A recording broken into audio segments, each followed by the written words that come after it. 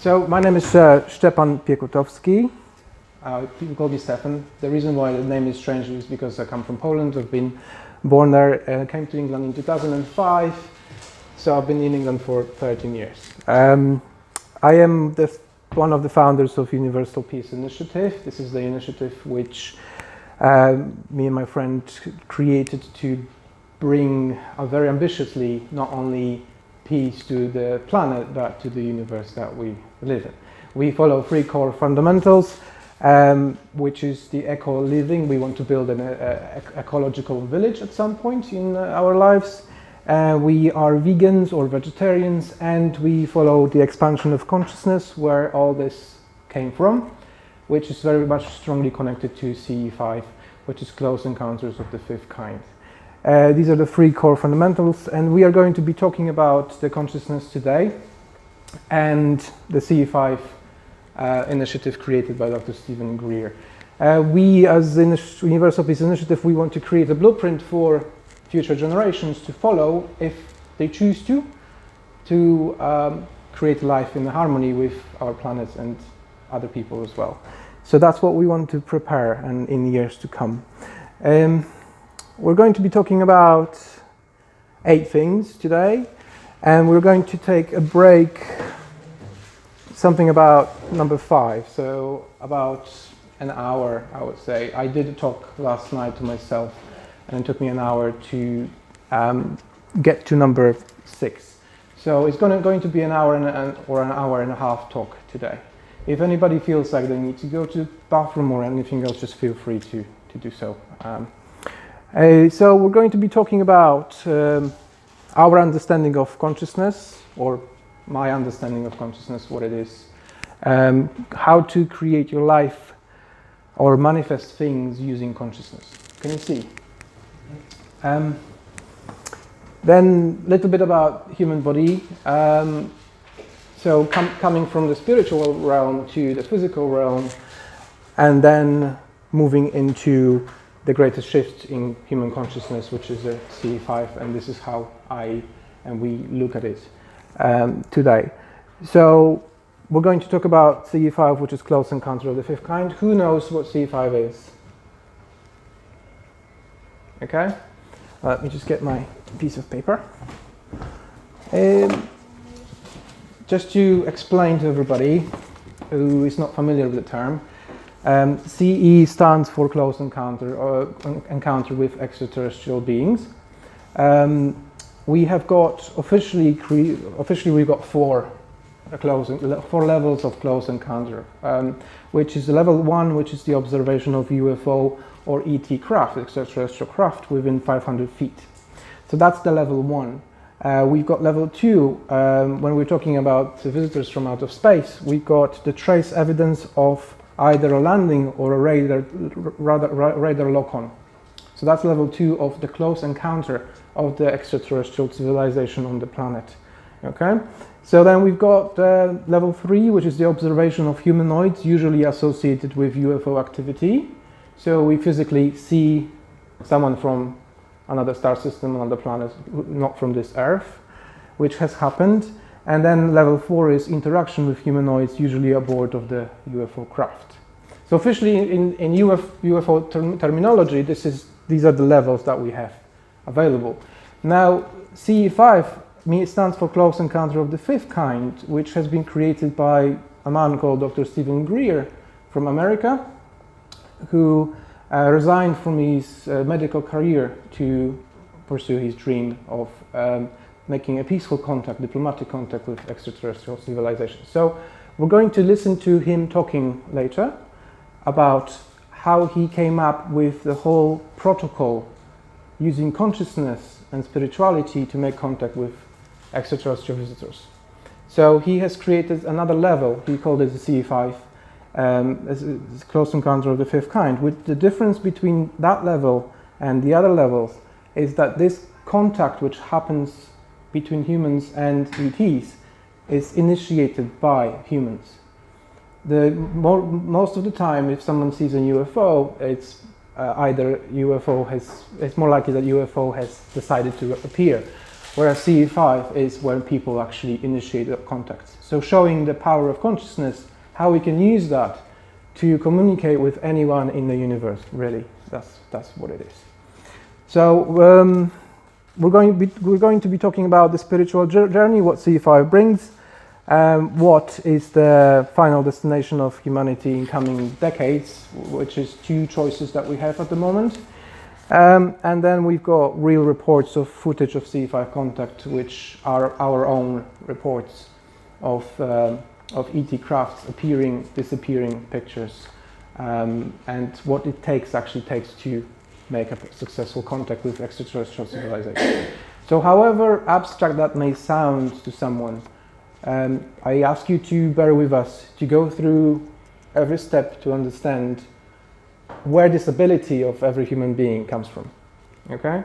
So, because quite often we speak about UFOs, and it's the subject that is kind of, people see it as not very accessible subject for everybody. You need to be a meditation guru or FBI agent to have access to special files and all that stuff. But this actually can be done by anyone. So, are we okay with that? You happy to do that? Good. Great. Let's start with number 1, the consciousness, the definition of consciousness, the state of being conscious, awareness of one's own existence, sensations, thoughts, surroundings, the thoughts and feelings collectively of an individual or of an aggregate of people, the moral consciousness of a nation. So it's a state of being. That's the official definition of consciousness. State of being conscious, being aware. I call it consciousness is everything. It projects our thoughts, astral body and physical body. We'll get to that. And it's a state of being present now in this moment outside of the time and matter.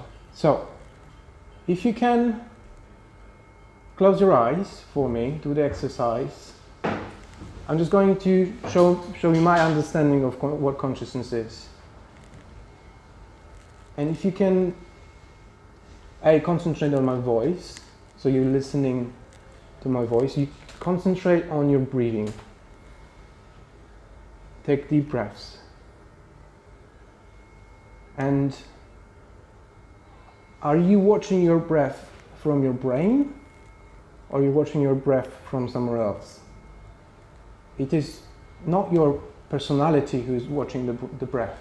It's not your ego. It's not your intellect. It's not your brain.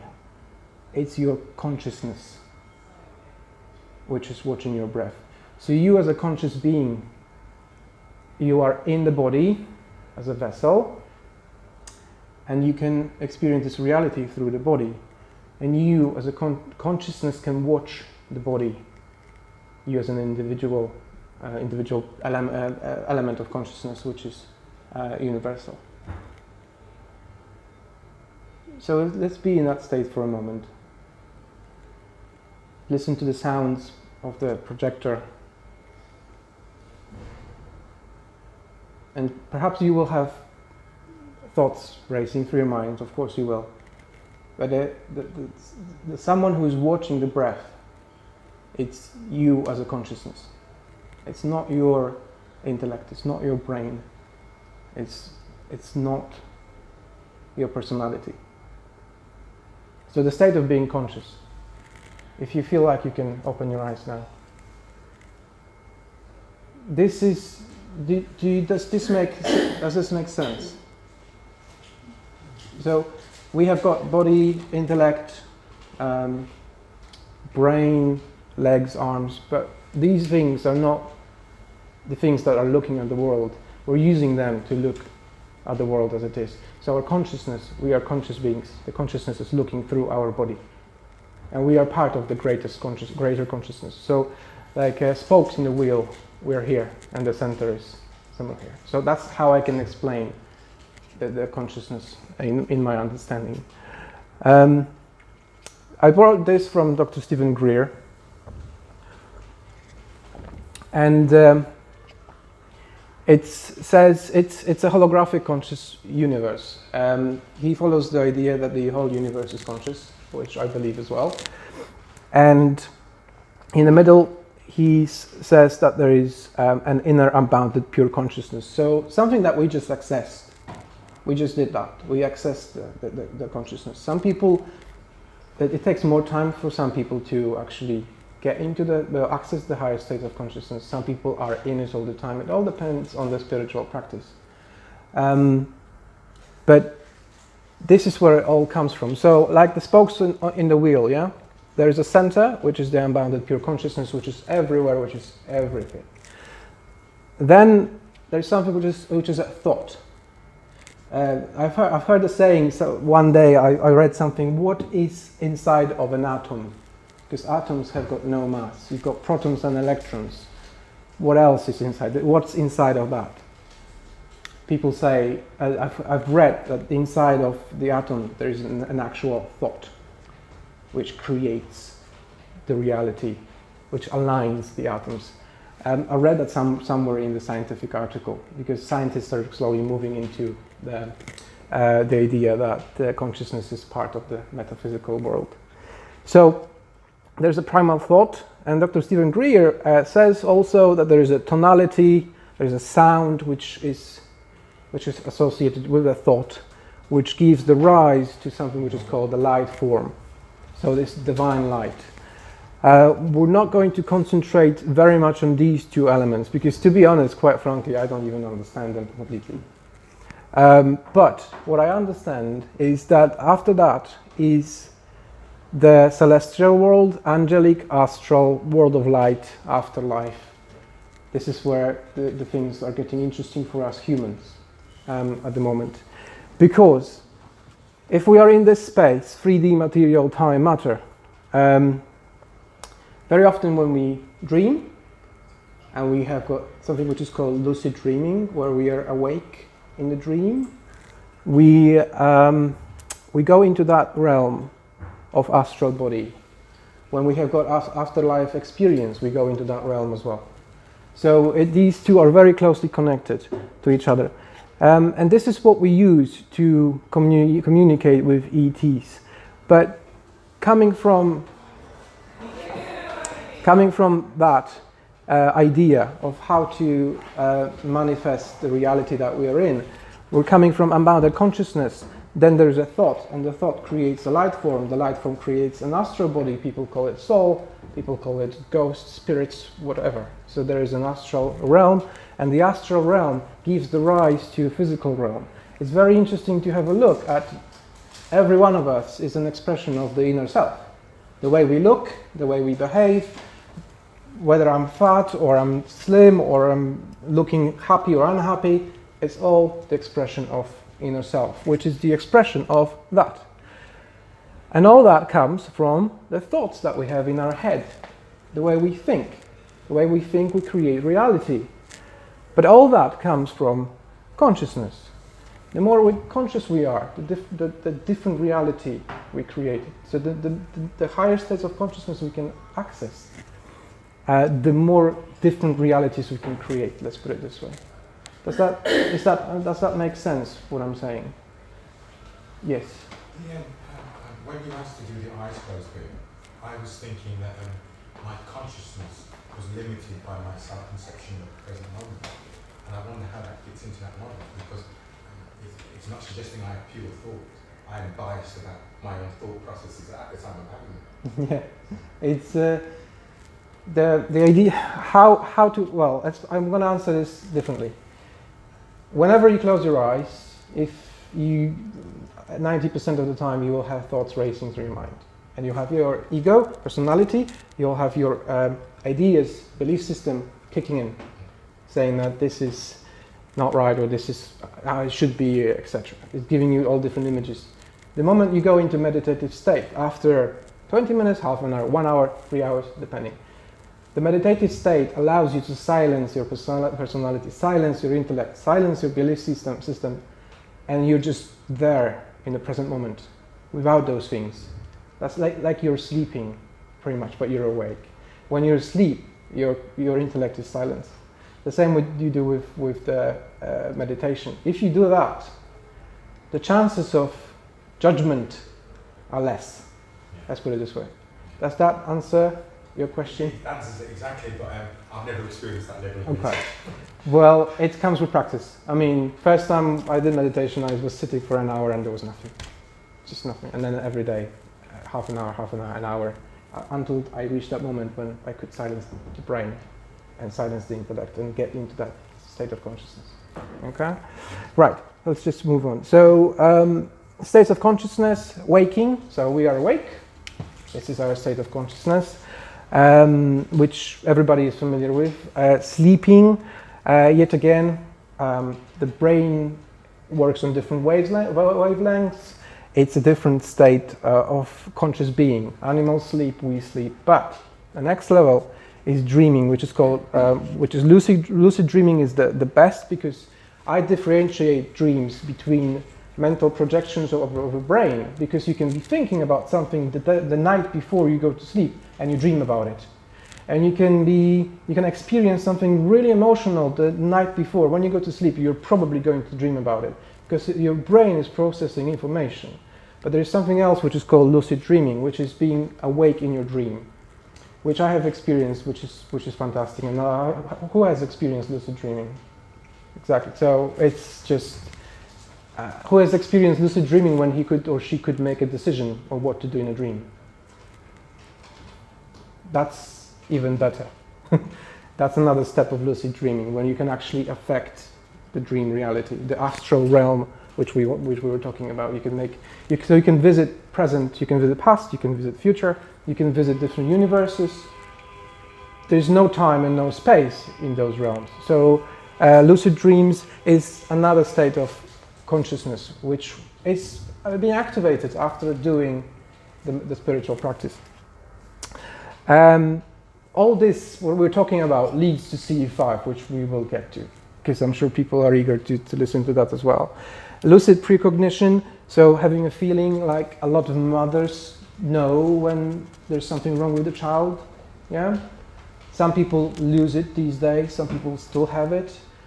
You have a sensation that your best friend is in trouble because you have got spiritual connection with the best friend. So this is the state of consciousness that we are. And meditation, so that's what we've been talking about. We can be in those states, these two, that.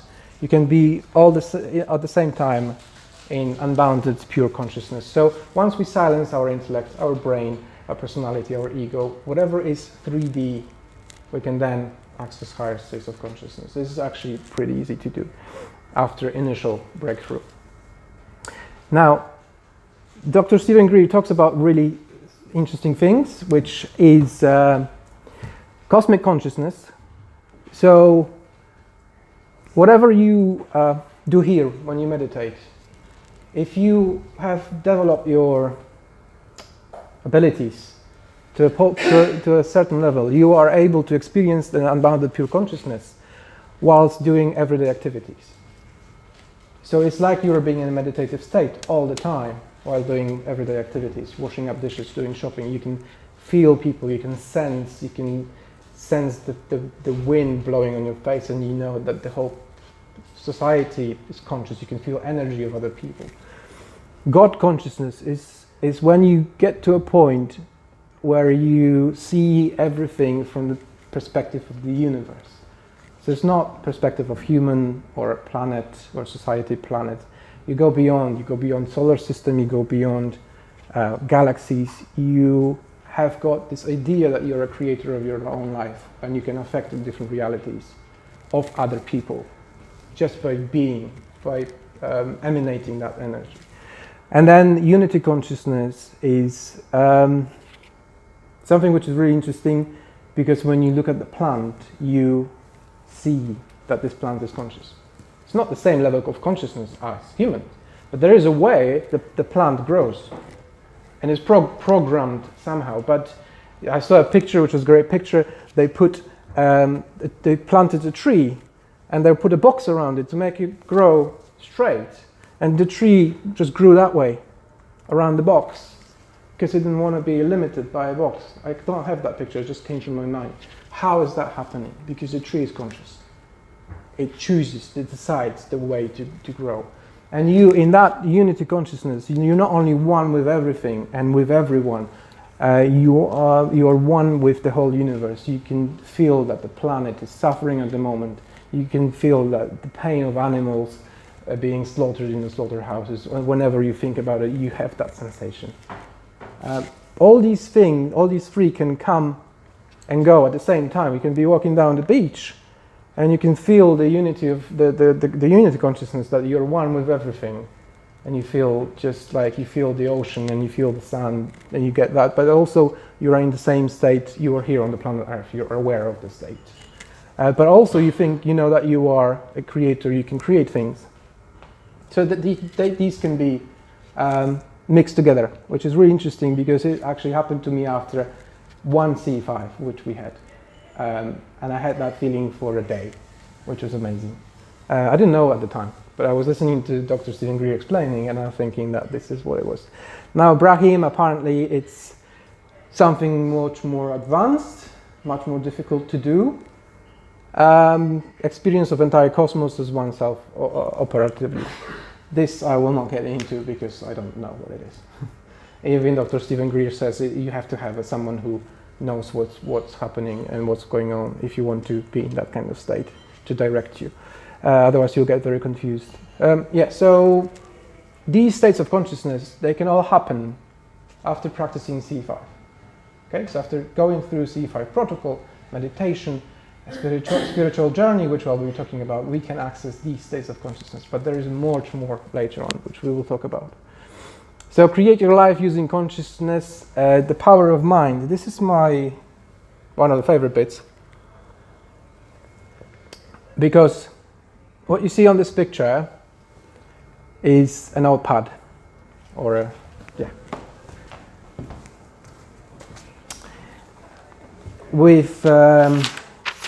because I've been pursuing money for about 5 years, and I never had any, funny enough. I was learning on how business people and millionaires, they create their own reality, not by hard work, mental projection. And one of the rules of how to create your reality is visualization and writing things down. And that we're going back to this consciousness, thought, manifestation, the astral body and the physical body, physical reality. What has happened here is I've been for a few weeks of every day I've been writing 10 goals, which I should have continued really. But I stopped last year. And since then, 6 out of these 10 goals have manifested. And I wasn't working on them as hard as I should have been. But I have written them down, and I have visualized them every day or every couple of days that I want this. And this is what happened. So I'm just going to go through these. These are written in Polish, but it's basically I earn £3,000 a month, which is in progress. I was running an e-commerce website at the time, which is still active. I've got 300 active customers on the website. It's not 300, but there is some. I live in a house with a big garden. I do. We paid off Veronica's, my fiance's, credit cards. There's a payment plan. I work with Dr. Stephen Greer, which will happen eventually. I'm getting closer and closer to that. I learned how to do C5. I did. I got to know a new ET civilization, which I am in progress of making because I've made contact already. And then I've got a fantastic relationship I wrote down, which I do now. It wasn't fantastic 1 year ago. I have a dog. We're going to get a dog next year, and I forgot I wrote that. And then I have my own CSETI project, which is Center of Studies of the Extraterrestrial Intelligence, which is the Universal Peace Initiative, different version. So how did I do that? Because I think it's a success, 6 out of 10. And the rest is slowly manifesting if I still want them. First of all, you need to believe that you can have something or you can manifest something in your life. That's your belief system, which is either limiting you or freeing you from a limitation. conviction. You need to be convinced that you are worthy, that you can have it. That you need to be convinced and live with the conviction that it is possible. Okay. Then we've got visualization. You need to visualize that. We're just going to wait.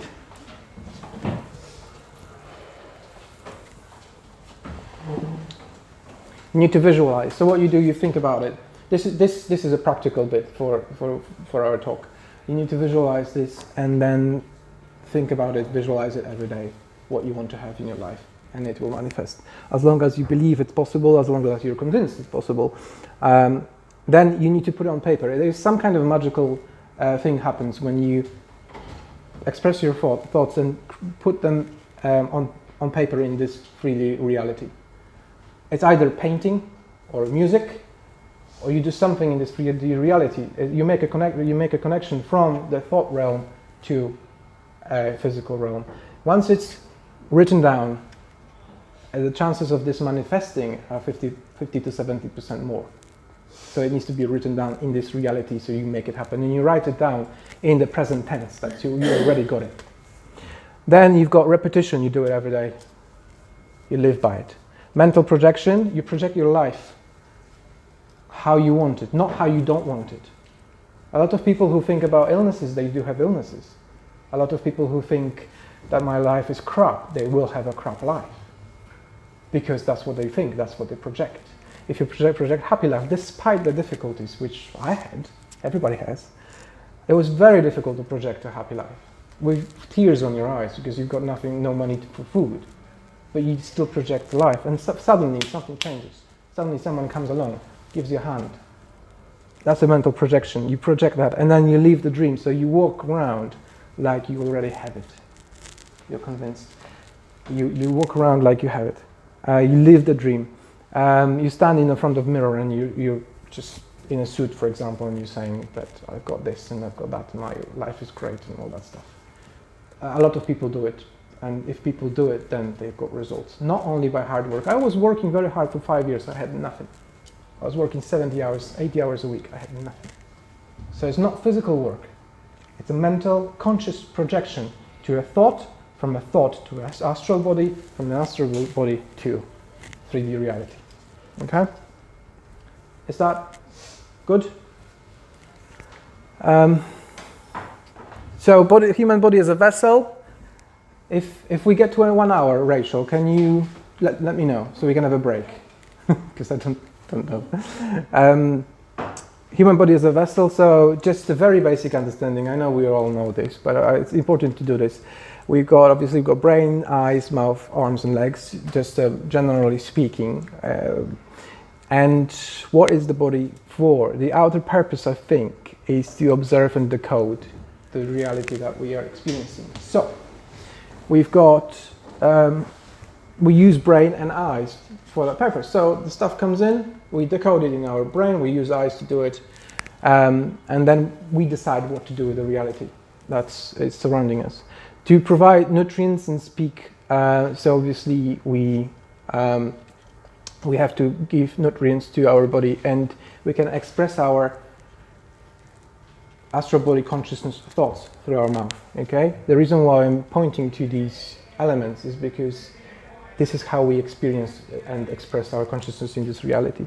To change its position in 3D reality, hands and legs, so obviously we can move about, and we can, we as an electromagnetic field, we can move from one place to another place and affect other electromagnetic fields, because atoms have got no mass, we're all energy, etc., etc. To experience this reality, this is one of the important bits, to experience this reality by thought, eyes, brain, speech. So coming from consciousness through a thought, and then through an astral body, we are experiencing this 3D reality. There might be other realities out there. There might be other universes. I don't know. It might be multiverses. Okay, but we're actually experiencing this reality and this present moment in time in 3D realm. So this is what we're using our body for. The inner purpose is to create and manifest. So we manifest what we want to do using our body. Yeah. So we have a thought, and then we manifest it through our either actions or a mouth. So we can affect other people, we can affect other electromagnetic fields, we can help or harm or run using our legs and hands. The main reason is that we can influence this reality by these elements of our body. So we can manifest our own reality, but I can influence David's by saying nice things to him, or I can annoy him, and he will not like me. And that's very simple, just going through that simple process of analysis of what body can do. So we are consciousness influencing this reality. And what we do with this reality is our choice. We can do harm, or we can help, or we can do nothing. We can just be. We can lock ourselves in a prison and speak to nobody. We are still experiencing and influencing this reality as a collective consciousness.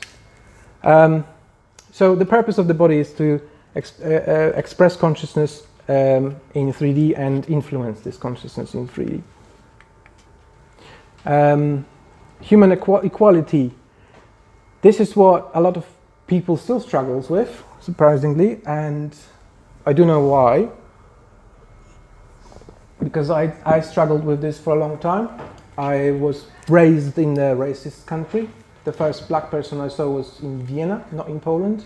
We didn't have any black people in Poland 20 years ago. And I was raised in a family which told me that Jews are bad and we have to hate Jews. So I had programs put in my head saying that these people are bad and these people are good.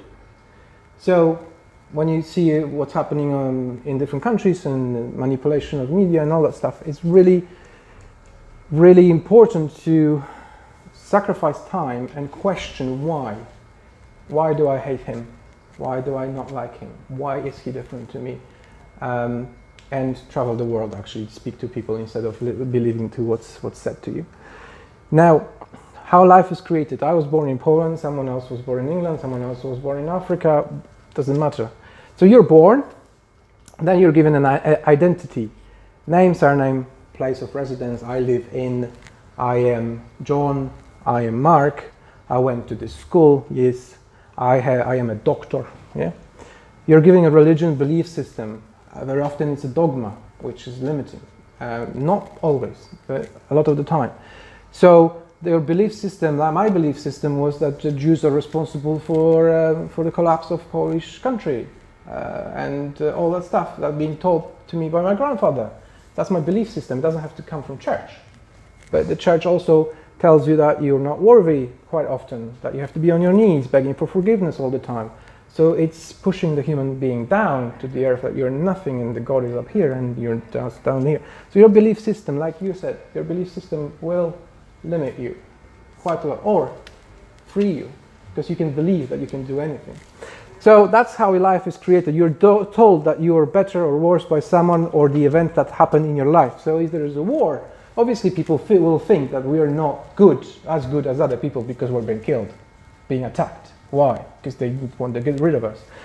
Genocide, obviously, which we have experienced in Poland. So that's why the Polish people quite often have got no self-esteem, because it comes from the history of being killed and punished all the time.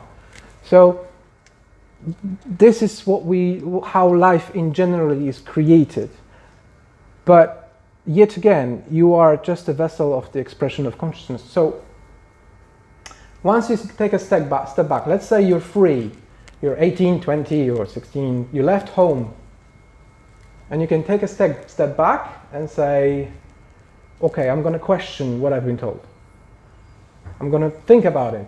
What do I want, not what someone else told me that I should want. Once you step back, sometimes it takes you years to understand why this is wrong, why this is right, what's your feeling, what's your inner feeling about that. Because a lot of the time, like with eating animals, I became vegan 4 months ago, vegetarian for 2 years, but it was growing on me for 2 years. Why am I eating animals? Because everybody else does, not everybody. And then I was questioning the fact, and I was reaching out into consciousness to feel what's right for me. And my belief system had to change. It took me 2 years. to change from eating meat to understand why I shouldn't, why I don't want to. So because I started questioning, a lot of people are not questioning the belief systems that they've been given, or identity, or anything else. Okay, so that's how life is created in general. So imagine that there is 2 astronauts in the space. I haven't spoken about religion yet, Muslim and Jewish and Christian and all that stuff that people are fighting about. That's yet again belief system which are being given. So these 2 astronauts, we go American and Russian, and they go into space, and the guy called David Icke actually gave me this idea, because he said, arguing about the skin color is the same as arguing about your spacesuit in space. So you've got Russian and American perhaps can say, damn astronaut, you've got different flag on your suit. So he's already got a negative attitude to someone because he's got different flag. And the Russian will say, don't worry, John, we will all die in the end, because we're all the same. So in that suit, there is a human, and there's a human. So in that suit, black skin, there is a human. White skin, there's a human. Yellow skin, green skin, there is a conscious being. Yeah? And the end, the moral is that we all bleed the same. If I cut you, if I cut myself, we all got red blood. So it's like arguing, if you are going to space, you got different suit, mate, I'm not going to speak to you. It's just stupid. Putting that in this perspective, human in a human body, human in a human body, conscious being in a human body, conscious being in a human body. Doesn't matter which color it is. So, human equality, it's important when it comes to human life, but when it comes to extraterrestrial life, we're looking at variety of species. I mean, limitless variety of species. Look at the species on planet Earth. Fishes, different types of fishes, animals, and it's just endless. So imagine meeting someone who looks like a fish, or worse, who looks like a tiger. You would have your belief system saying, okay, he looks like a tiger, I need to be afraid, okay, because he's different. The greatest shift in human consciousness. We know history up to 6,000 years before Christ, perhaps more. That's just a number I came up, which this is what I've been told in school. I've researched and I've read that we know ancient Egyptians, we know Mayans and all that stuff, but we heard about Atlantis. Maybe there was some kind of species before, or humans. We apparently know that there's 250,000 years of history of human evolution, but I just recently saw a video of a footprint which is 2 million years old, which is a human foot. So officially, the first writings were up to 6,000 years before Christ. Then you've got Sumerian, I think, it's Sumerian writings, which go further, but they're like destroyed and very hard to read. So we only know that, and the planet is what, 5 billion, that's what they say, 6 billion years old. So we know that. We don't know who we are and where we come from. Scientists are all the time talking about missing link. There is something dodgy going on. How did we move from previous? Which one was previous to Homo sapiens? That wasn't Neanderthals, wasn't it? Homo erectus, yeah. So how did we move from that to that quickly? So missing link. People are constantly talking about that. We don't know how the life started on Earth. We have got theories. Okay. We are at war with each other constantly, generally speaking, for thousands of years, not last 6,000, 8,000. For thousands, it's constantly war. I saw an animation on the internet showing planet Earth throughout thousands of years, and explosions all the time. There was no peace. Somewhere on planet Earth, there was war all the time, killing. We destroy the biosphere, pollute the earth with plastic. We know that now, and we knew that before. We slowly kill species. Apparently, we are facing the greatest extinction of species, and we're so advanced as a civilization. So how can we allow the greatest extinction of species of animals? We don't know our human potential, because we go to work, we come home, we watch TV or read the book, and we're so tired that we want to go to bed and we go to work again. That's life of 80% of people on planet Earth. We don't even have time to get to know the potential. Then we look for water on Mars, but not every human has access to water on Earth. So what's going on? We haven't got water in parts of Africa or India, but we are sending probes to space to look for water. Come on, solve your problems here. So we, I think, as a humanity, generally speaking, we're very confused at the moment what we're doing. But at the same time, we all cry for love. Majority of people on this planet want love and peaceful life. We want peace. We want to evolve. Humans are interested in evolving, researching, searching for new things. We're curious of trying and experimenting. We wonder about cosmos. There's no one person, I don't believe that there's nobody, that there is someone who looked at the stars and never thought, I wonder what's out there. Everybody, I think, 99% of the time, everybody who ever looks at the stars says, it's big, I wonder what's out there. So we wonder about this. We want to travel amongst the stars. We do. Elon Musk wants to send spaceships to Mars. And I think we have been lied to, basically, of what's happening. This is the saddest bit. The implication of open contact with ETs. How are we doing with time? Do we want to take a break?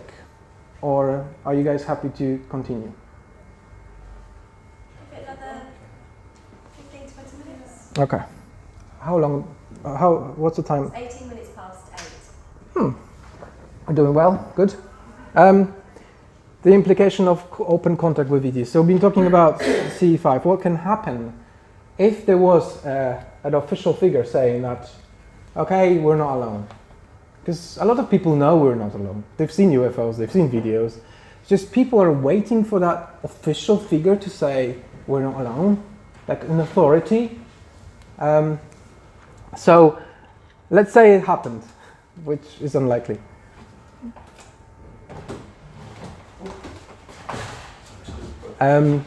So we've got the collapse of orthodox religions, which in my humble opinion is good,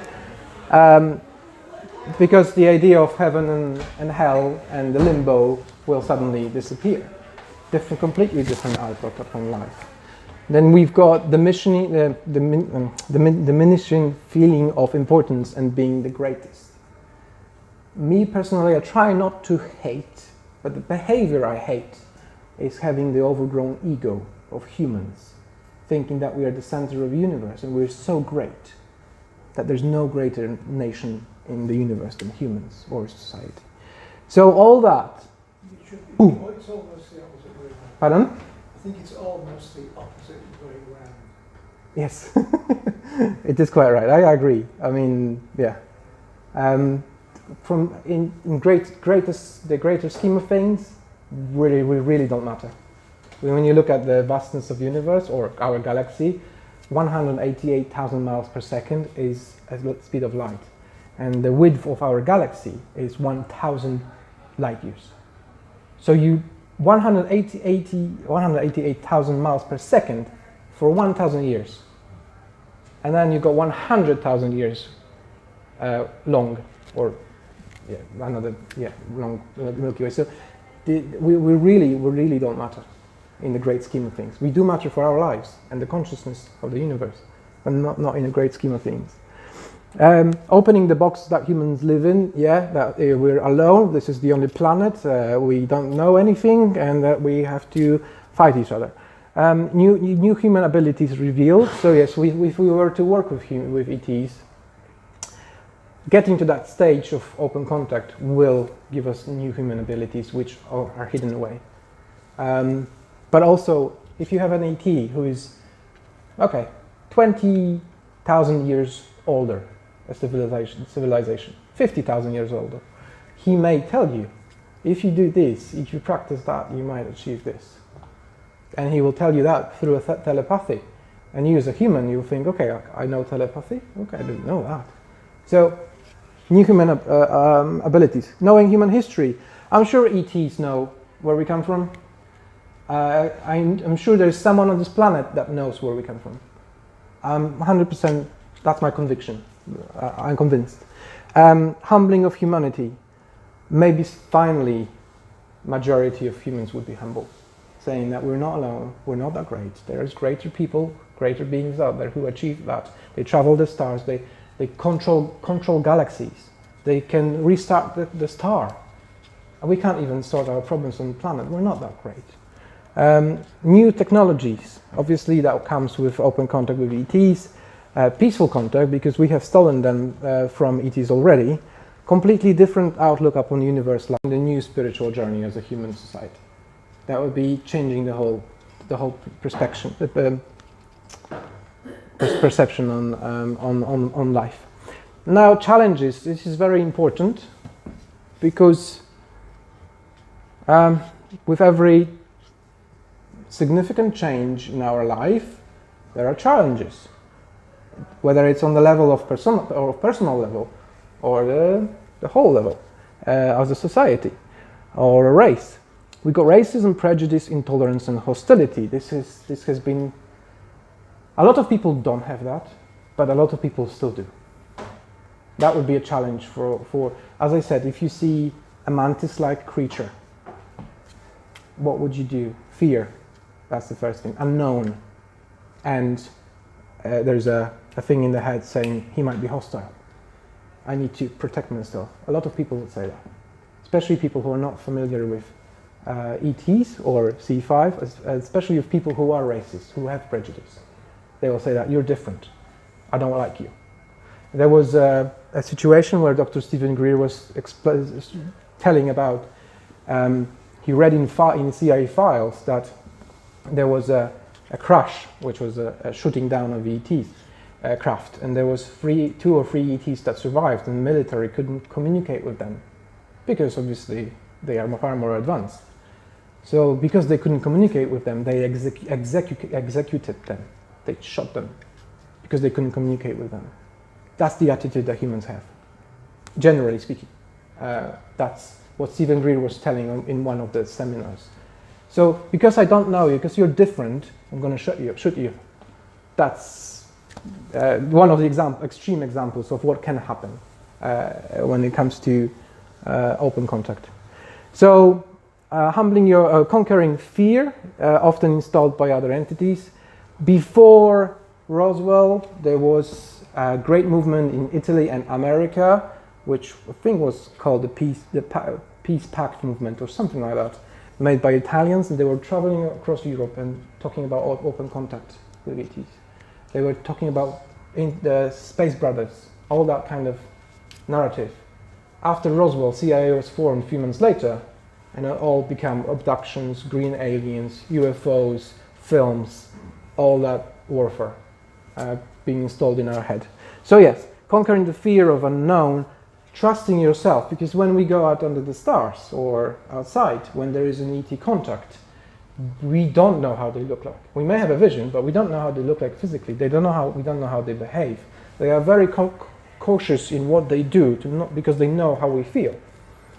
But if I wasn't ready and I saw a tiger-looking creature, I would get scared, because I'm not ready for this. Quite recently, few years, I've got rid of racism. So I'm at this stage. I'm not at the stage of looking at fish-like creature yet and communicating with it. You know, that kind of thing. Looking from this perspective. Humbling our ego. So we talked about that. Looking beyond personal gain. Looking as a collective. That this is not me. It's very funny in English language. I always say to people, letter I is capital. In Polish language, U is capital. So when you have a look at how people create language, it's an expression of the society, of the community, and they put I, is me, and you see that very often, not everybody, but very often in England and America, it's me, my business, your business. Poland, Slovakia, and Eastern European countries, you. I give you, we create community, I help you. You know, that kind of, very interesting to see how language is created. So I'm not saying everybody is like this, I'm just observing how the language is created. Because a lot of people don't even pay attention to it anymore. So looking beyond personal gain, if you, let's say that you are an ET civilization who comes to visit Earth, would you show yourself to someone who wants your technology? Or would you show yourself to someone who wants to meet you and create a meaningful relationship? So I think the latter would be the answer. I wouldn't give technology to someone who would just steal it and use it for wrong purpose. So yeah, looking beyond personal gain. Coping with a whole new approach to science and spirituality, being more conscious of where we are and who we are, pressure. Then the pressure on governments to move evolution forward. So if there was an open ET contact, I think people would say, did you know about this, Mr. President? I think they would say that. I would. Because officially you said. So then bring it on. What do you know? And then, so we're looking at the change of the whole system that we live in. And then we got, perhaps creating a new social system. New social system which would have the possibility, or not the acknowledgement of other species from other planets who are visiting us in place as a part of the social system. At the moment we are separated. We are humans and we are humans on planet Earth. There's nobody else. There is something, but nobody wants to talk about it. When you create a new social system, when you have that, then you have to amend the social system, taking that fact into account that we're not alone. Where do we go from there? What kind of steps will we take? Should we take a break? Yeah, it's past. Okay. Yeah, we're going to move to the spiritual journey now, but after a break. So we have 10-15 minutes. You happy with that?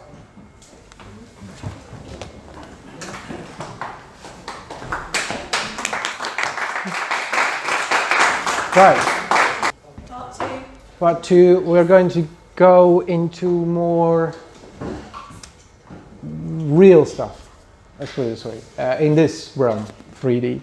And this is what people are always excited about, myself including. This is the man who I've been talking about, Dr. Stephen Greer. If you really want to know much more about him, you can read on his website. It's called SiriusDisclosure.com, which is the Sirius a star system.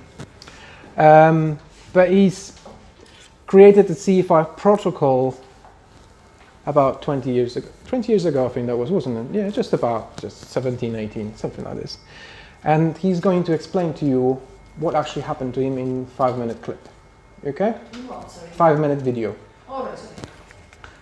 And I think what I have to do, I think I've got to click on it. Switch it on.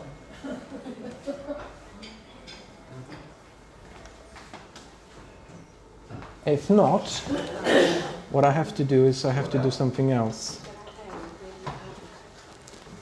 The lights. Yes, you can turn the lights if I can find the switch. Yeah, good thinking. I'm actually going to use... It doesn't work because... Alright, I'm just going to use...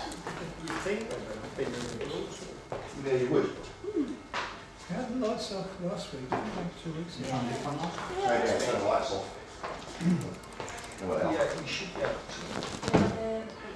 I'm going to use YouTube at this Long story short, I had a near-death experience. Are they So I behind the bar? literally, I'm still seeing. Behind the bar outside, the lights. Pardon? Are the lights behind the bar outside? That's Might be quite actually, possible, yeah. actually. That will be visible. He's on the light background. Oh, right, okay. Yeah, it'll be okay. But we have to... This is a quite quiet video, so if we can remain silent to hear. long story short, I had a near-death experience where I literally left my body. And because I wasn't raised in a religious tradition where you go to this angry gray-haired man throwing bolts down from, I went into the depths of outer space and went into a state of cosmic consciousness where the awake mind within me was this perfectly still, beautiful, and infinite state of mind. And yet I was still aware of the cosmos. And at that point, two very enlightened beings approached me. And I was not in a body that looked like a physical body, I was just like a point of light, and so were they. And I had an extraordinary metaphysical experience which defied everything I was raised to believe, with a God-type experience, God consciousness. And I went into a state of consciousness where there was this connection with these beings, where there was all kinds of knowledge and information conveyed non-verbally.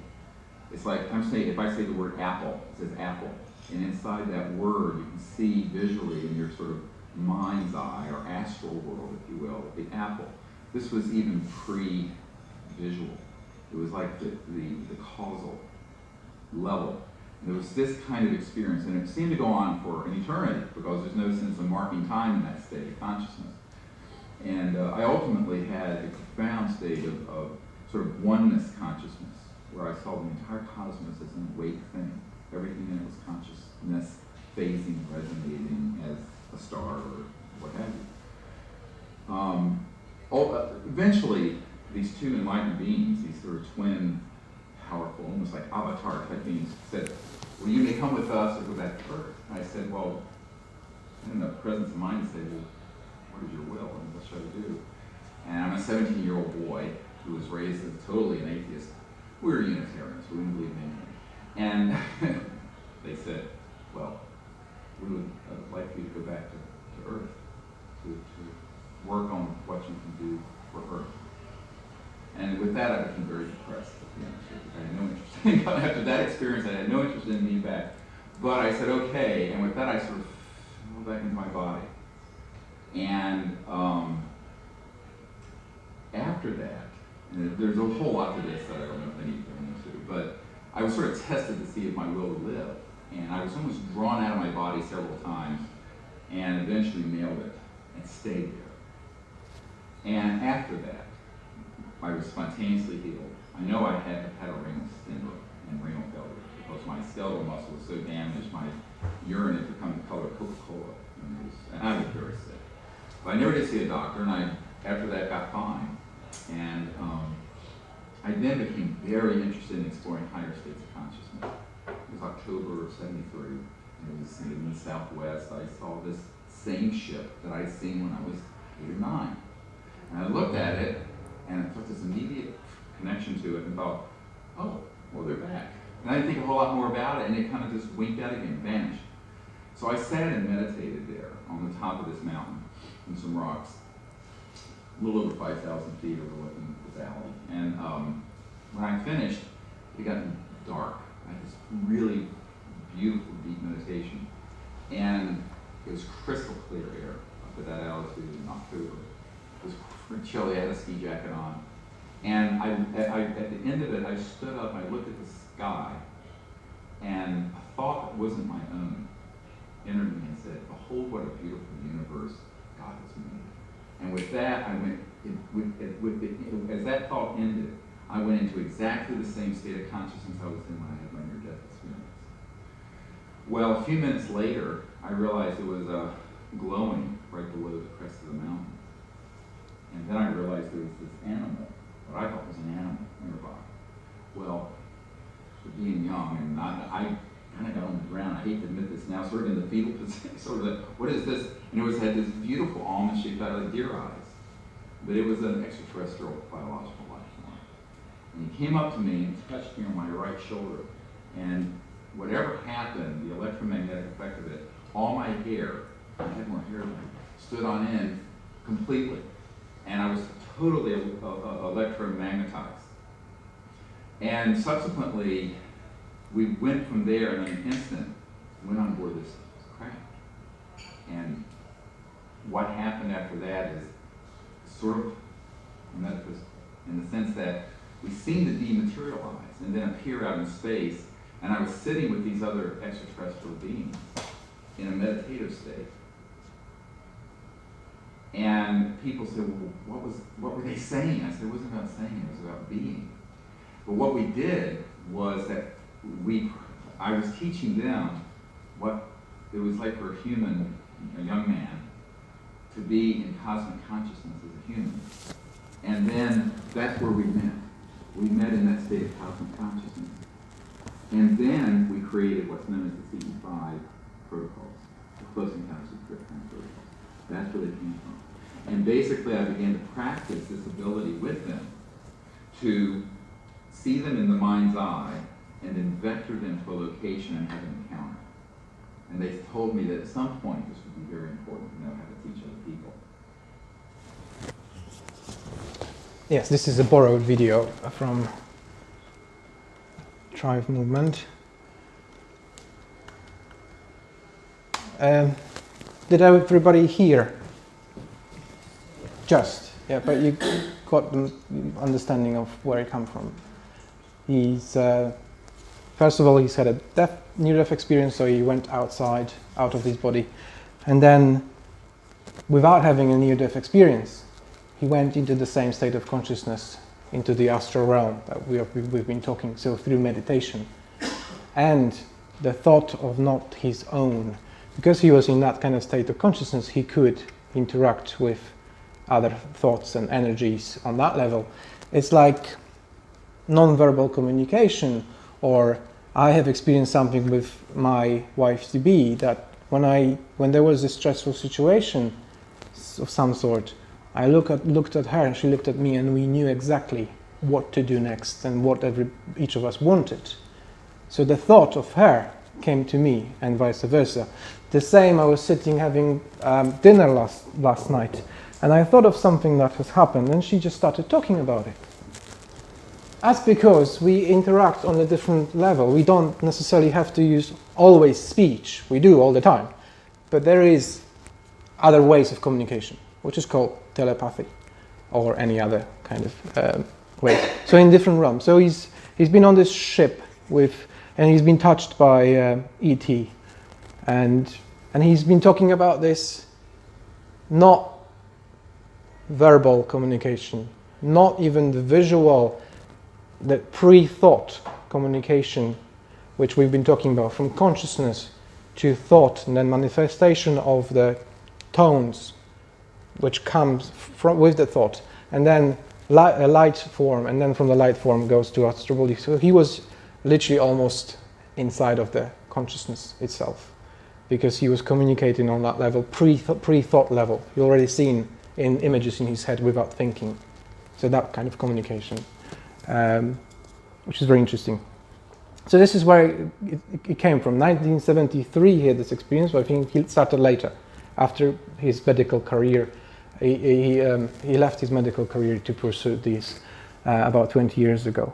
So this is where it came from ETs, and they told him that this will be very important, and the time is now, because this is one of the greatest consciousness shifts in human history, known human history of last centuries or thousands of years, at least after Christ. Even though we have pictures of Saint Mary with UFO in the background, so it exists. Anyways, so C5 is spiritual journey. A lot of people says, okay, so if I go with you and do a protocol, will they show up? Can I take pictures? That's what kind of reactions I've been getting. If you want to do it for pictures, no. You can go on YouTube and see a UFO if you want. There's plenty of evidence on the internet. It's not only about going out and watching the sky.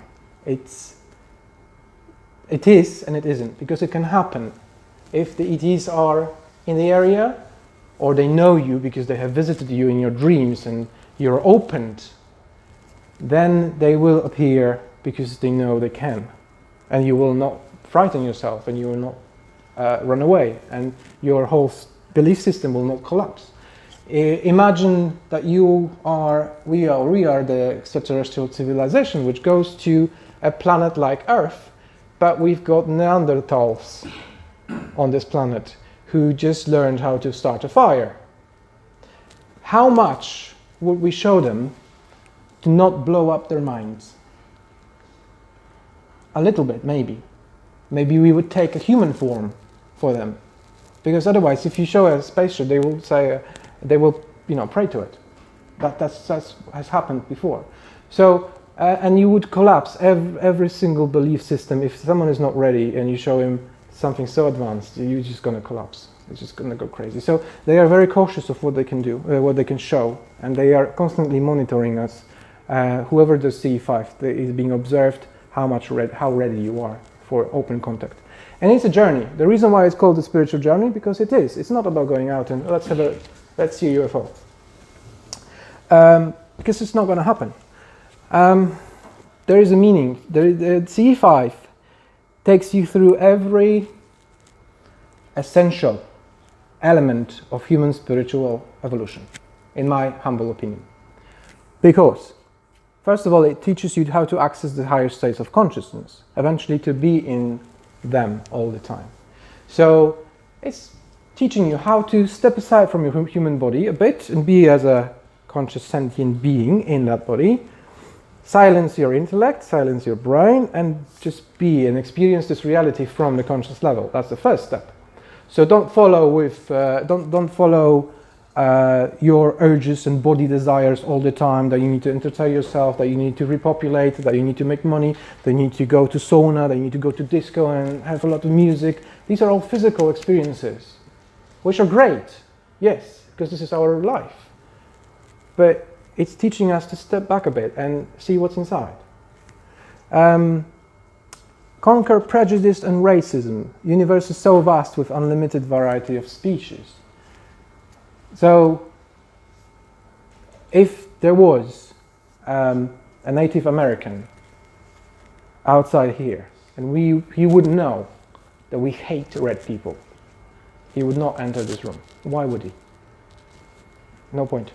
So, if ETs know that you have prejudice, that you're racist, that you don't like differences, and you look at someone's physical appearance, not of what he does and how he is and who he is, they're not likely to show themselves up in a physical form because we're not ready.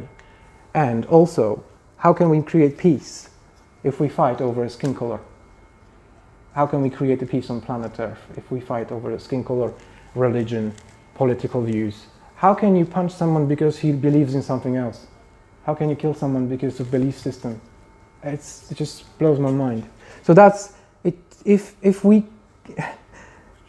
can manage races on Earth, that's the good start. That's good start for C5. So this is taking us through the journey of understanding that we are all conscious beings and we're all the same. Oh, not the same, connected. Sorry. Just experiencing reality in different bodies. Conquer fear. Fear of the unknown, fear of being killed, fear of change. Yet again, if let's say there is a child and you want to put a clown's mask on to entertain him, but the child never seen a clown, what would you do? Would you say, you know what, I think he might get scared, don't put that on? You wouldn't, because you would scare a child. The same with this. We need to be introduced by doing this journey to different possibilities of human species, human potential, and then ET potential later. ET appearances and how they act and what they do, how they communicate and all that stuff. And also getting informed. Why do we fear? Why do we fear of the unknown? Because we've been attacked in the past. Because if you go to the forest, you might be eaten by a bear. It's a fact. Or killed by a bear. Yes, it's true. But you need to educate yourself on how to act if you go to the forest to not get killed. How to live in harmony with another species. If you see a pack of wolves, they have got no reason to kill you. Unless you go into their herd and start to mess around. So, conquer preference for violence. Now this is very interesting. Our DNA comes from chimpanzees. Let's say that there is another planet and their beings evolved from fishes. So they're completely different behaviors, completely different outlook upon life, ways of communication. But on planet Earth, chimpanzees are the only species of animals which will organize themselves into organized warfare and attack another pack of chimpanzees with no reason. And that's a scientific fact, that chimpanzees will organize themselves in groups and will attack other groups or other chimpanzees based on different looks, different behaviors, different sounds, or no reason at all, or territory. If you have a look at where we come from and what we're doing now, we're doing exactly what chimpanzees are doing. Because we come from them, we've got this DNA condition which conditions us as a whole, because I'm not saying you guys are going out and killing. But generally speaking, reptilian brain as well, all that stuff. So we are kind of conditioned to do that, but other species can be conditioned to do something else. They can be self-destructing, or they can be harming to the environment, but not to each other. So what we need to do, and what Greer is saying, which I completely follow, is that we have to overcome our physical conditioning with our spiritual evolvement. So we can say, yes, this is our condition, as in this is our DNA. We have been doing that for thousands of years, and it is part of our DNA. But we don't have to do it. And you can see a lot of people now is turning to peace. People don't want war. Whereas in the past, people fight more than they're fighting now. But if you still look outside, we're prone to violence all the time over something else, something that he said to me. There are other ways of dealing with problems.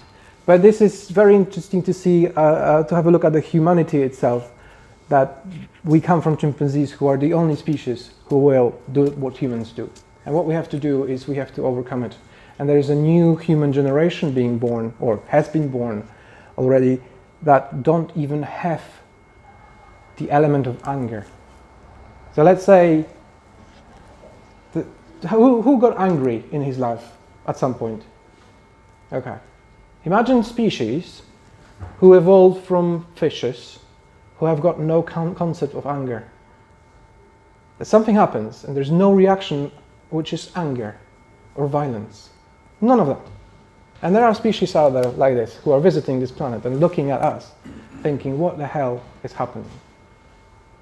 This is because they've evolved from some other creature, and they have done enough spiritual work to overcome this. And we are now moving into this. There are some people who are so peaceful and calm that they don't even have the reaction of anger. They got rid of it. Yeah? This is where we're heading, because there's no need for anger. Anger kills your inner self, takes all your energy. One anger of the burst of anger is equal to one marathon. You're exhausted, because it just takes all your energy. Anyway, so this is the greatest challenge of humanity at the moment, to overcome our chimpanzee DNA. Go beyond body, ego and intellect, and experience in human body not who we are. So understanding that we are experiencing this reality in our body, but we are consciousness, part of the consciousness, which is here. But we can always go back and connect with everything, everywhere. And then whatever we bring from here, we take it back and create one bigger consciousness. Understand to be one with everything, that we're all connected. We're separated on the physical level, but when we go to astral body or even consciousness, we're all connected. When we go to CE5, it's very, very simple. This was a breakthrough for me, a breakthrough at some point when I realized that queen and king, they get ill and they also go to the toilet. It doesn't matter what clothes they wear, whether they wear a crown, they are also a human. They will get old and they will die.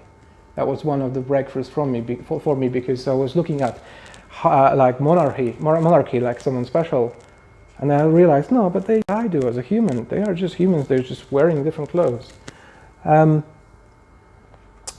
So when we go to do CE5, when we sit in a circle, it doesn't matter. When we go into the meditative state, it doesn't matter whether we've got personal problems, whether we are a doctor, whether we've got 5 cars, whether we've got 3 children. None of this matters. When we sit down in a circle and access higher states of consciousness, we're all equal, we're all connected at this level.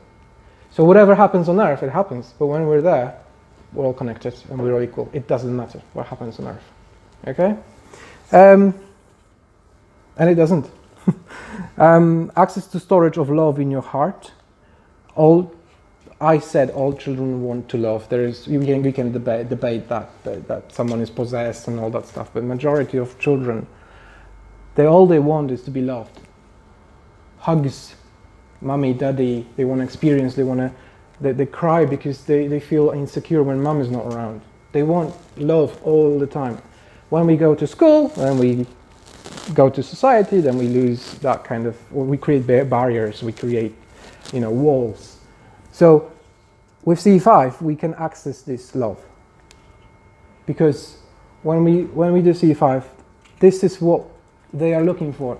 ETs are not looking for war and violence and someone who's going to kill them. Like we wouldn't look for someone who wants to kill us. You would want to look for someone who we can create a meaningful relationship based on our feelings and ability to love one another. Do you think all ETs are benevolent then? I have had that question. I think there is a certain harmony in space, and I think like we are ETs to someone else and are violent, or there is a threat of nuclear war in space. I'm sure there are other beings which are perhaps still being in quarantine on their planet or in their solar system or even a galaxy who are that kind of species which are dangerous, and they are being dealt with. Because from what I understand is and experience, it's all about preservation of life for myself and for ETs, from what I can see. Because if it wasn't, they wouldn't be here trying to create a backup plan by collecting lavender from fields and putting that in their tubes in case the biosphere collapses to restart the life on Earth. They wouldn't be shooting beams on the nuclear warheads to stop the nuclear tests. Every statement from. So your answer is they're purely benevolent? No. The spacefaring ones are. Ones that are allowed to travel. That's what you're trying to say there, isn't Yeah. it? Yeah, so they're not just highly evolved creatures or a highly evolved species. Because they're highly evolved, then us sort of primitive humans, we would be left behind by millions and billions of years or whatever. Well, what would you do if you have a capability, if you have worked along with fellow humans for 5,000 years, consciously worked on development of the society, and then you have got the capabilities of interstellar travel, and then what would you do? Would you allow a risk of some other species? So do you want to colonize space or not? Yeah. Do you want to colonize space? I don't. Do I want to colonize space? No, I mean just the human. Not necessarily you and I, but the leaders on the planet, sort of people, movers and shakers. Those people may well want to colonize space. They want to stick a flag in it and claim it. I don't think it's going to be allowed. I mean, if you listen to Eric von Daniken or any other speakers who done the research, they're speaking of very bizarre things, like having little diamond-shaped objects around the planet which we can't see, which will prevent anything going outside of the atmosphere or outside of the space of the moon, which is basically a quarantine. Because, and I believe that. I don't know, but that's my belief. I can't prove it, but that's my belief. What I'm saying is that if you logically, even from the human perspective, if you were to evolve for the last 5,000 years and have interstellar travel, you would want to quarantine crazies like humans, not to allow them to take a nuke to a Mars and kill someone. Because you spend 5,000 years on evolution, spiritual evolution, the growth of love and all that stuff. I don't think. Well, all information would be, all knowledge would be shared, rather than competing. You'd outgrow them for violence. Absolutely. If humans were I given. just wanted to view on the fact that it's not all good. Of course not. You have light and dark. As Greer says, nothing is. You have a positive, you have a negative. That's physics, straightforward physics. When it comes, I believe when it comes to our planet, we're being allowed to do what we want, in quotes. I mean, let the children play. But when it comes to our even primitive interstellar travel, which is traveling to the moon, and potentially traveling to the Mars, which we are able to do even with jet fuel. And we are able to take the hydrogen bomb to a different planet. Now you've got different species and different societies at stake, not only humans.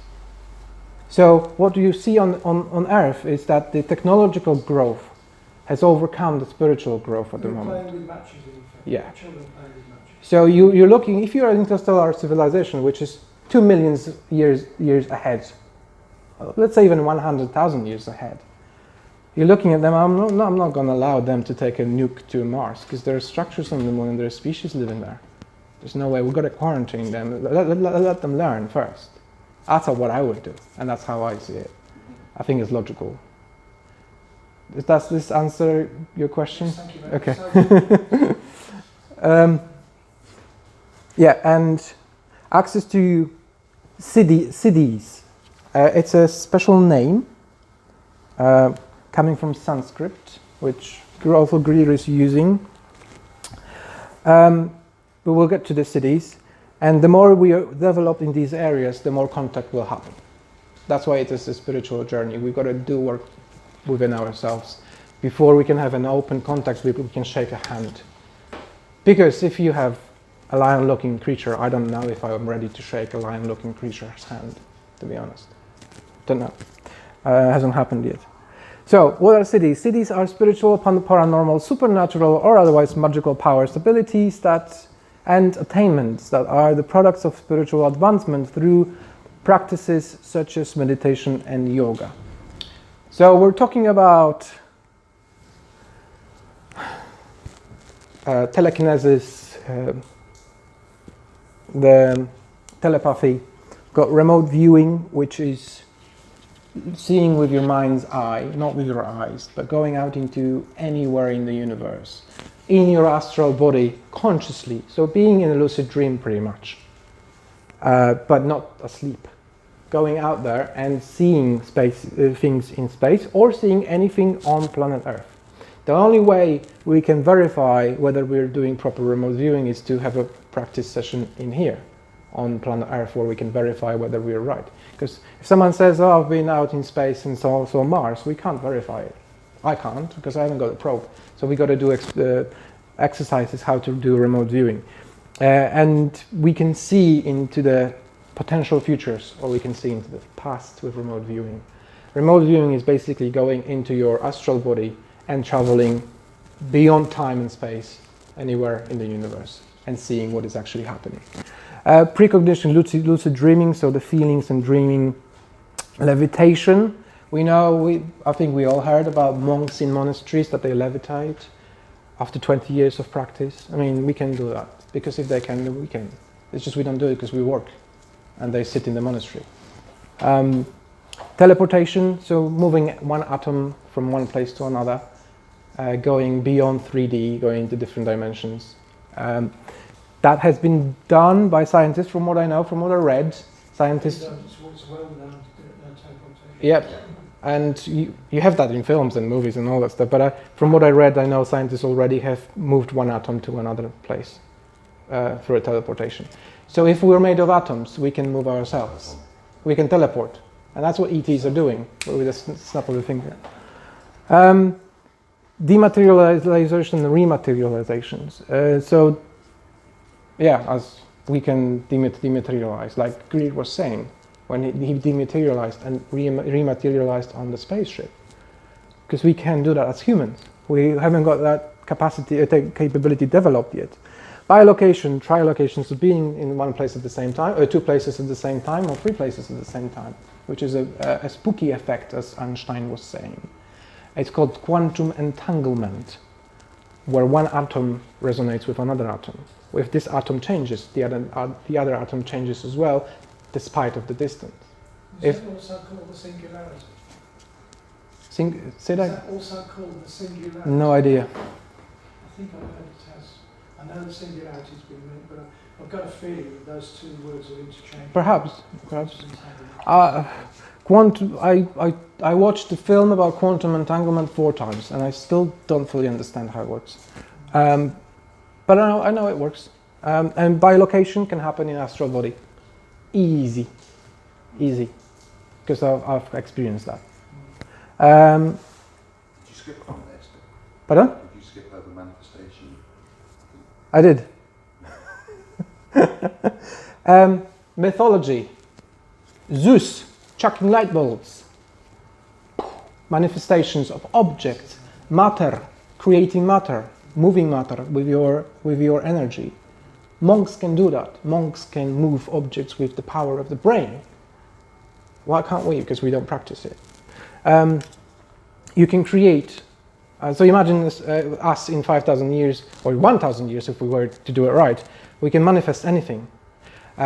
Here, for example, I want to manifest money. I want to manifest a chair. I want to manifest anything. I can do it just like this. What interesting says that Greer is saying after all his 20 years of research and having access to all this secret stuff that he's got. He says the ways ETs manufacture is using sound, but they put a blueprint of an object into a different reality or a different dimension, and it manifests through sound to 3D. So, let me remember the circle: consciousness, thought, tonality, sound, light form, astral form, and then manifestation in physical form. That's what they do. They put a blueprint in a consciousness to align the atoms that will manifest in 3D. That's how they produce. That's why when we shoot down the spacecrafts, there's no bolts and rivets and welding. It's all one piece, because it's all manifested from different reality, which is pretty cool. Some of the spacecraft are allegedly organic, aren't Yeah, the living things. And so he's talking about consciousness-assisted technology. they? And the creatures in the spacecraft are part of the craft as well. The ETs in the spacecraft are One. part of the biology of the spacecraft. So it's like if the spacecraft dies, then ET is harmed or dies as well, for example, because they're all organically connected. I was going to say something, I forgot. Never mind. Oh yes, I know. How does the tree know that it needs to grow, and how does the tomato knows that it needs to produce the fruits, red fruits, eventually? How does this happen? Where is the blueprint? Where is the pattern which says you need to grow that way? How does the corn grows in this shape every time? Well, different shapes, but pretty much the same. We've got this pattern in consciousness, like ETs are manufacturing, saying that this will look that. See? That's my understanding anyways. So you got this pattern saying, okay, this is going to look like this. So if they can insert a blueprint into a different reality or different dimension, they can manifest something in 3D with this blueprint, like the fruits have already set blueprint. The trees have already set blueprint, which can vary, but it's the same blueprint. That's kind of how I understand it with my simple human brain. I thought I would give this analogy. Which... Well, it's all part of the purpose, isn't it? The tree is growing for a purpose in the environment in which it lives, which will benefit that environment, so consequently everything grows. The environment around it and the tree, they're symbiotic, and they assist each other. And it's all programmed. There is a blueprint somewhere which says this is how it should be. With humans, it's a bit different, because we believe that if we don't contribute, we are parasites, basically. That's how I see it, because we're not part of this symbiosis. If we have a lazy day, we depress the following day. Yeah. That's nature's way of telling us, get off your backside. Do something. The universe's way of saying you can't be unproductive. A lot of people think that if sitting in front of TV and sitting on the sofa all the time is a dream of a life. A lot of people, and watching soap operas, that's a dream. And even at work, I've got people saying, "Oh, I'm gonna spend my Sunday watching some shit telly." I'm thinking, is that your dream life, really? well, then no wonder you're sad and depressed all the time. So it's interesting to talk about those things, but as you say, I believe it's all about progress and evolvement. Even if it's a small evolvement, we need to evolve, otherwise we're stuck in one place and we're going backwards. If you don't go forward, you go backwards. Remote healing events, a lot of people do that as well. Multidimensional healing, we've seen this in movies, where you go into a box and then you're being healed through multidimensional ways. But a lot of people can do that now with energy, spiritual healers and all that stuff. I've had a remote healing done for myself by my friend. So the final destination of human society, humanity in coming decades, we've got two choices, 1 and 2, and this is the planet covered in rubbish. The choice is ours, every single person. So my mom said to me, because I went vegan and all that, and she said to me, you won't change the world, but you will harm yourself. I said, Mom, you've got to start with yourself. You're not going to wait for someone else to do it for you. We are part of the whole collective. So if I don't make this movement and drag some people with me willingly, then nobody else will do it for me. So we pollute the environment. So this is very depressing, but destroy biosphere, enslave humanity in 3D realm, make species extinct, cut forests, melt polar cap, potentially nuclear disaster, rage in war on Earth, die in war in space. This is our option at the moment. If every one of us will not take even a simple action, like limit your packaging or take a glass bottle of water instead of buying a bottle of water every day. That's what I've been doing for the last 4 months. This is 4 months old. And I refill that every day. And I don't produce plastic bottles. If we don't take action, this is where we're going to be. We can't wait for politicians to do it for us. Or we can live in space, no more wars, have free sustainable energy. We can have a healthy planet which will provide for decades and for centuries of humanity, eliminate poverty. If Vatican was to sell their property and goods, they could eliminate poverty 3 times. We'll never sell it, we need to take it. Make it back what they stole. All that. Just sell whatever. If the British monarchy would sell, they could eliminate poverty in England and across all the planet if they really wanted to. Why don't they do it? Because they're so good. Live in a just society where you're not punished for things you shouldn't be punished, and there is justice. Access to the truth. This is very important for me because now I feel that everybody has got to dig deep to find the answers. We shouldn't be digging deep. We should be given the answers to evolve. We shouldn't be spending hours on research and fighting with the official fake news. And becoming an interstellar race. So before we do that, we need to do all this before we're allowed to go any further. How to achieve that? Be aware, open your mind and soul, acknowledge the fact that we are in trouble. Take action in your life, like I said, even with the bottle, spread the message. So we're talking about it. Do whatever you can to talk about it, but don't impose, because it's not going to bring anything. And use morphogenic field to change the world. Example, chimpanzees on different continents learned how to do an activity. Then chimpanzees on another continent learned to do it shortly after. Because we're all connected in a morphogenic field and we affect each other. If one continent is going vegan, the other one will go subconsciously vegan eventually. So only 10% of human population needs to do something to affect others on this planet. Practice C5 as a spiritual journey. That's how we can avoid this. Levels of civilization, I'm going to go quickly through this. Michio Kaku, who is a great guy from America. Future of humanity, levels of civilizations. He's talking about level 1, 2, and 3. Dr. Greer is talking about 10 levels. We are at the level 0, which we have disunity, war, primitive environmental technologies, extinction level events. So we can go extinct within a week. If there is a war, at the moment with atomic bombs, we're dead. Maybe 20 million will be left. So this is where we are now. We're destroying our chemosphere or biosphere. We have got fossil fuels. We're on level 0, absolutely at the bottom. We haven't even understood what to do with our planet.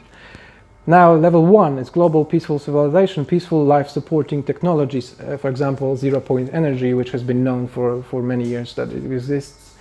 That we don't kill each other anymore. We live in peace. That's level 1. Great.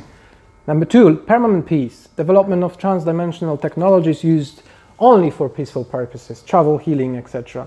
Pursuit of science of consciousness. So that's level 2. That's about 300 years away, or 500 years away, if we do it properly.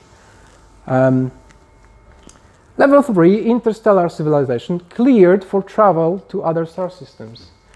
So if we go through these levels here, we will be allowed to stick our nose a little bit further than the moon. If we go beyond, through all these levels.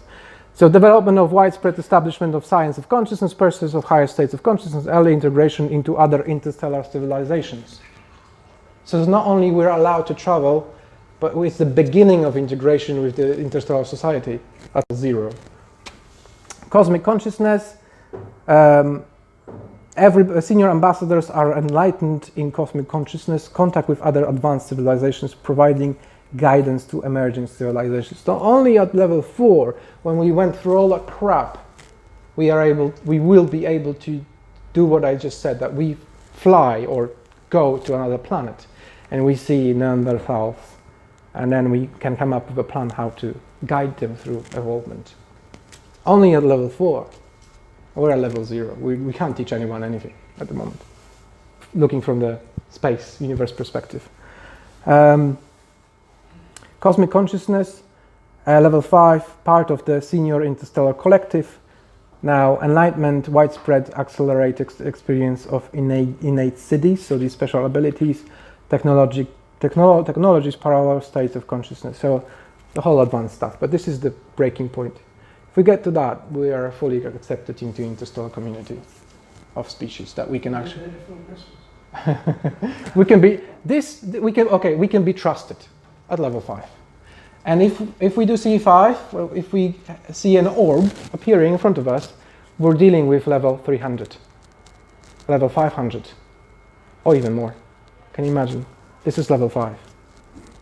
So imagine what kind of advancement they have. I know people can see all of that. Yeah? The ET activity is so great at the moment. You don't even have to do CE5, you can see an orb. Real CE5 footage. Okay, we're going to go move into interesting stuff now. What preparations are needed before making contact? Educate yourself, do the protocol, download the CE5 protocol app, go through the protocol step by step, practice. Everything is in the phone app, and make contact yourself first. You don't have to, because you can go straight away in a group. But in order to master CE5, do the protocol yourself and you will have the results. Once you have that, you know how to do it. When you go into a group, then you know how to do it in a group. It's the same with relationship. Then, what is the contact protocol? How does contact manifest feeling, vision, spiritual? So education, operate in different dimensions. I'm trying to speed up because what's the time now? It's now 35 past 9, so you've got a bit of time. Crap. Okay, what time is this booked until? Till 10:30, but we go till 10 and then just mingle. My train leaves at 10:15. Oh, But that's fine. I can catch one at 11. you have time. Where's the train station? Yeah, here. So 5 minutes to New Street. I'm sure you will have some questions after. Anyway, there is some stuff to go through. Okay, conditions to meet for a successful C5 contact. So we went through all that. How much can you see? They will show you. I went through that as well. They will show you as much as you're ready for. Do you have to be in a hot spot? No. It's better to be in a UFO hotspot because they are already there. I went to Scotland last year, Christmas. My dear Veronica was ill, so I took an opportunity to do CE5. It took me 3 days, 3 or 4 days, 4 hours everyday meditation. Sitting in a car, sitting on a chair. It was about 2 degrees, 1 degree, and it took me 3 days, I think, 4 hours each day to actually make a contact, because it was somewhere in the middle. I'll show you on the map. I can't remember the name. But it was mountains. It was highlands. Like there's nobody else, nobody there. So I had to vector them from somewhere else because they were not around, and I had contact then. But after 3 days, being in a very remote location, which is not a hotspot, so it's possible, especially in a group. The strength is bigger. Okay, this is the stuff. This is last year. Not last year. That should be 2017. Yeah, that was last year. So sorry. We went to Alton Barnes, which is this area. Is it Wiltshire? How you say it in English? Wiltshire. Then you've got the White Horse here, and then there's another one I think here somewhere.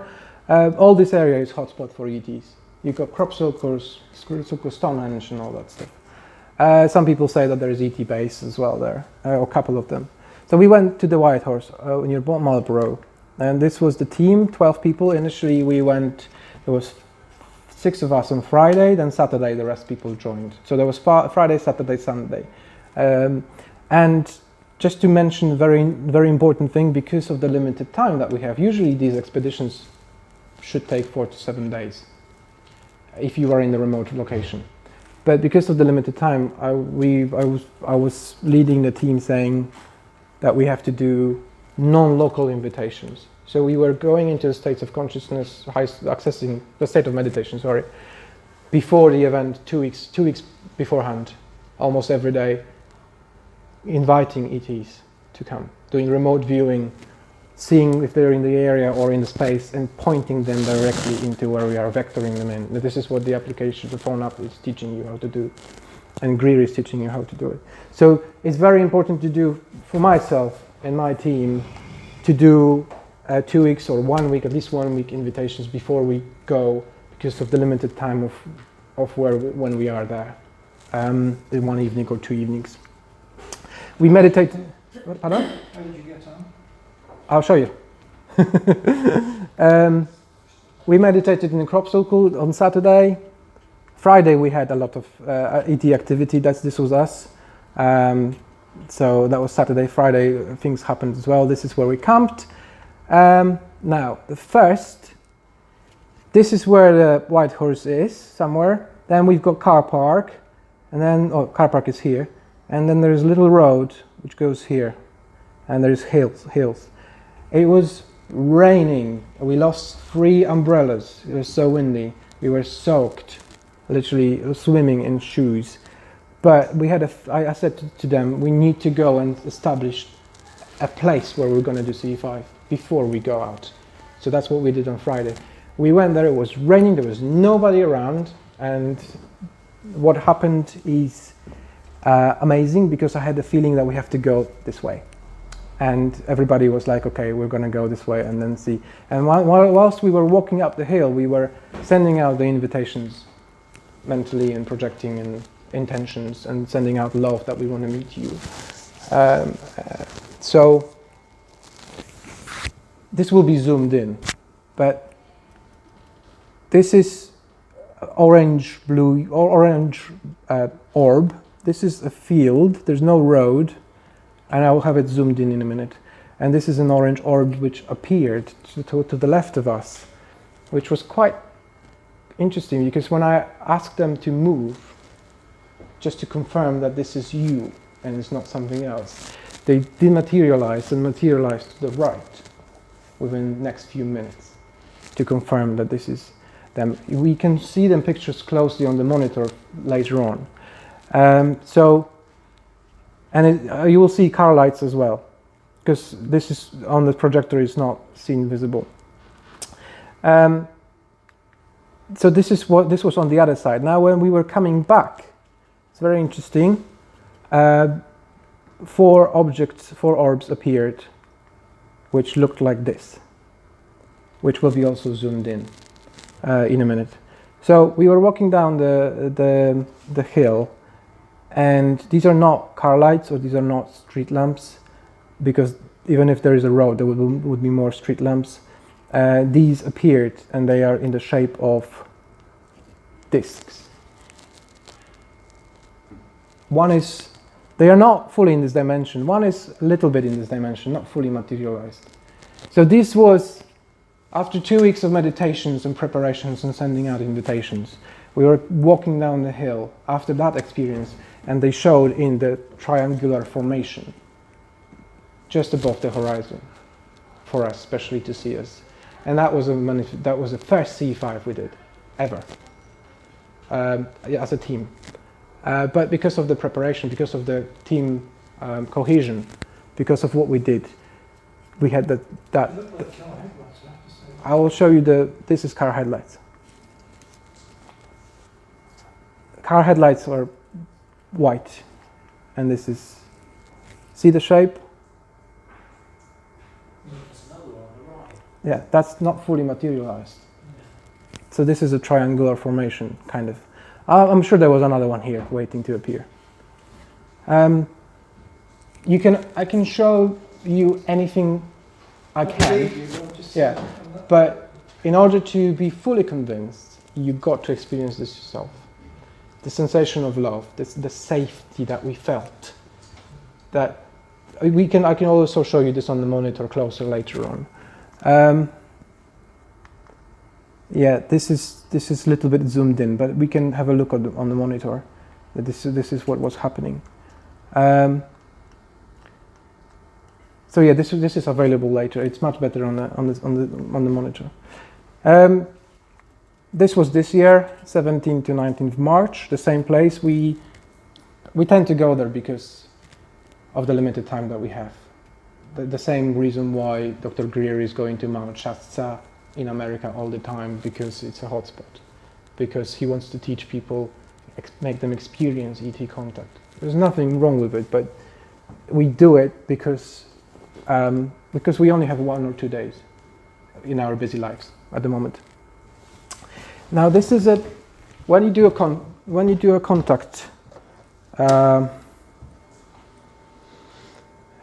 When ETs are materializing from another dimension, there is an electromagnetic burst when they go from one dimension to another.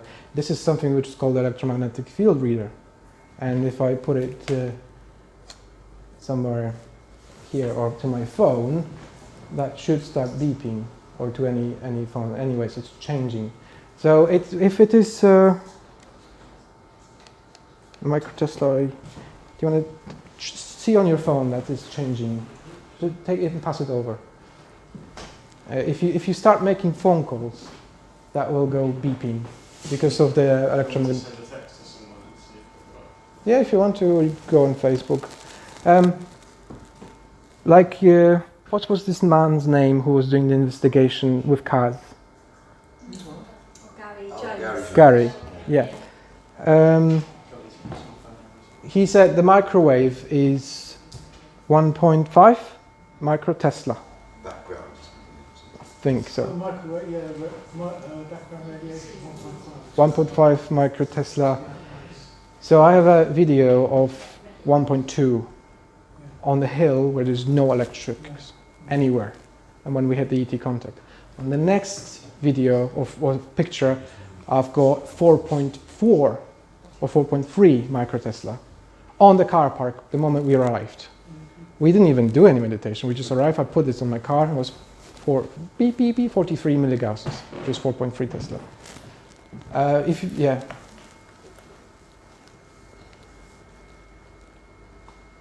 Just put it on to your phone closely. What's that measuring then? That is measuring the electromagnetic field around your phone. So if you make a phone call and you stick it to your head, you're basically radiating your head. I remember the old stone phones, I used to work for a phone company. And that's why. The best phone, very Are you talking about And now we're in the era of 5G, which Rachel is trying to promote, which we don't want. because it's going to cause even more problems. If you make phone calls whilst this is next to it, then Is that a Geiger counter? is it what? A Geiger counter, that device. No, it's not. No, Radiation. no. That's 1.5, that refers to a Geiger counter, isn't it? 1.5 background radiation. Is it beeping or not? No, no. It's going It's not high enough to be. Is it going red? The screen? No, it's not high enough then. It's only hitting like 12. 12 microtesla. I don't know what's this set to microtesla. I think. Yeah. Not 0.12. 0.13, 0.14. But let's say if you want to try a phone call, be my guest. Anyways, so that device, depending on the phone activity, that device is measuring the electromagnetic field. So if you've got an ET contact and they want to materialize in this dimension, then there is an electromagnetic burst. And it's very good to have that kind of device in the remote areas to see whether something happens, because there's nothing that could set this off. Literally nothing, apart from something that comes from outside. So I'm going to play this video. Let's go now. So it goes 0.12. I put this to my phone and I took it back to see if it's working. It's going to stop. Oh, it's not going to stop. It's going to stop for a bit, but it's going to stop and it's going to go up to 1, 2. It's going 0.5 microtesla, 0.8, 1 microtesla, 1.2 microtesla. 1.3 is the safe zone, okay? And it's going up and up and up. And I'm not holding it against anything. This is when we were on the hill, and we can feel that ET contact is happening. Now, what happened now is very interesting, because Lee's phone just died. My friend's phone just died. Not died. The screen died. But it was still working because we were still recording. So what very, very often happens is when there is an ET contact or any kind of electromagnetic discharge, the electric devices, they fail, temporarily or completely. So his screen, just first time in his life, he says, the screen has just stopped working. And now it's going to come. Can you hear it beeping all the time? It's beeping all the time. So all the time there is some kind of electromagnetic discharge. And I remember 11, 12. So I remember, it's going to come back in a minute, but it's not much more to see apart from some stars. And you can hear we playing tunes in the back as well. Turn the lights down a bit. These ones? Yeah, if you want to. Projector. No, it's all right. No, where's the switch? It's behind the bar. That's the thing. So. Yeah. Do you want it? Yeah, should I put the dimmer? Yeah, just do it because actually it's going to be better. Yeah. It's 10 to 10. I will get another one. 11:15, I think. Okay. So when, basically. Oh, we can switch them off. We've got lamps. Yeah, That's going to be better. That's better.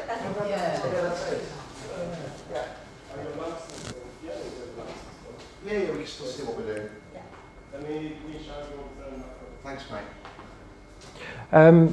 Very important to say, we felt that night, because we're very cold, and I think ETs knew that we need to get home quite quickly, because the whole thing just lasted 2 or 3 hours. But we felt, you know the feeling that you're being watched? Someone is watching you. Yeah. You're standing here, but someone is watching you from behind. We literally felt like there's 7 or 8 people watching us, around us, at this moment. And that was the first time we did C5 with Lee. And I think we came to the conclusion that we were being assessed, pretty much. Who the hell are you? Thinking, because they did show us something, which you will see in a minute, but was enough to give us good confirmation of that. Yes, you're quite right. It is us, but we need to get to know you first. And this is how you create a relationship with them. So it's like creating a relationship with a human, nothing different. We need to get to know each other first before I trust you. The same thing, especially after what we've been doing to them. So these are pictures from this. If I switch that one off somehow, that's it.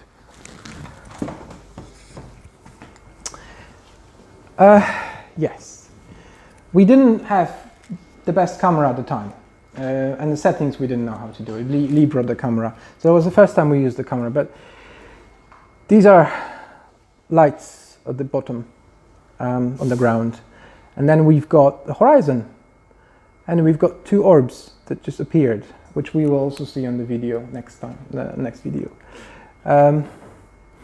This is the orb that appeared over the horizon. You can argue if you want it's like a star, but it's a little bit too low for a star, although Venus has been known to be kind of in this area. But we saw this orb appearing, giving us a flashback when we asked for a confirmation if that is you. So basically it just went, disappeared again. The same, I took my dear Veronica to do CE5 with me then, and that was second time she experienced that, I think, or third. And I was saying to her, look, now it's going to do a power up and it's going to disappear. The moment I finished saying that, it just did that, exactly that, power up and disappear. And she was gobsmacked, because you've got direct communication with a thought. They can read your thoughts. They can scan you instantly of who you are, what you're thinking, what are your weaknesses, what are you afraid of. This is one, and this is another one taken 2 seconds later. So 1, 2, 1, 2. So these are orbs that just appeared over the horizon. Now, this is the blue flash, which I wanted to show you. We were standing on this hill, 2 people. This is where the ET orb appeared, but this is where we saw the flash of a blue energy. So what you might see, if you don't see it, it will be visible on the laptop more than here. The orb appeared. The moment it appeared, there was a blue light going left to right. You can see it on the ground, kind of like a scanner. That was 100% them scanning us. But the thing is, they were 3 miles away from us, and we could see a blue light just in front of us on the ground, just doing this for a brief, for 3 or 4 seconds, and then disappeared again. So the orb appears, blue light, and disappears again. And that was the first night we did C5 together. Which will be, hopefully you will be able to see something. And it is the 23rd second.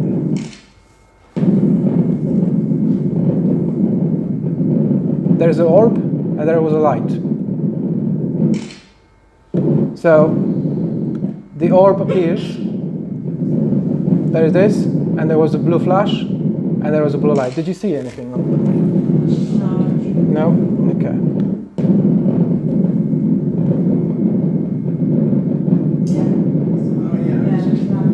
Did you see a flash? Yes.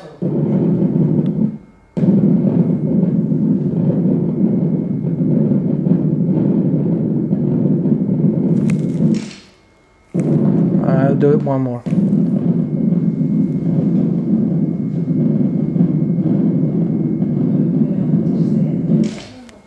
Did you see it? Everybody seen it? No. Do you want to come closer?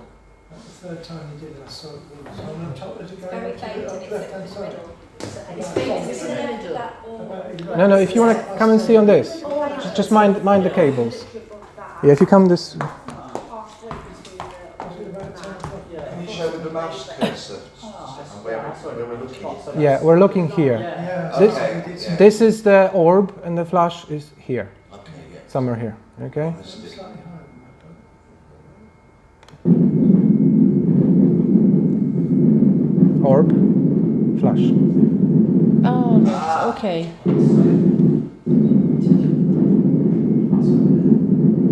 Okay. Yeah. Orb, flash. another flashes. Okay. Yeah. It's much more visible on HD and not even on this. On HD screen you can see even it moving to the left, to the right. So it all depends. Are these on site anywhere? Pardon? Are these on site anywhere? On site? On a website anywhere? Not yet. They will be. They will be from January. We're going to put them up as a full report. We've got a full report of this anyways, but we're going to do a blog post with all that.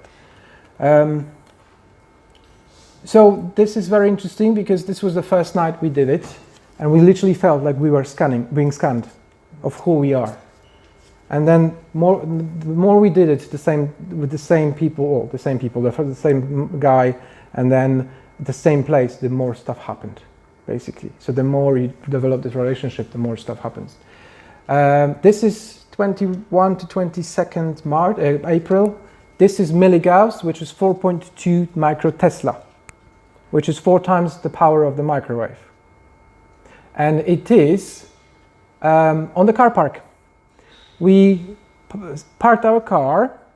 There was a dodgy guy there sitting in his car just like this, waiting. We said, just if you're okay and all that stuff, started talking. He said, yeah, I'm just waiting for some UFOs to come. I was like, okay, but I'm gonna go because I don't feel okay today. And he went. The moment he went, there was a huge flash, like about 100 yards away from us, in the sky, saying, hi, we're here. And this happened, 42.8. They started coming to see who came, who are we, and oh yeah, it's our boys. And then what happened later is this, for example.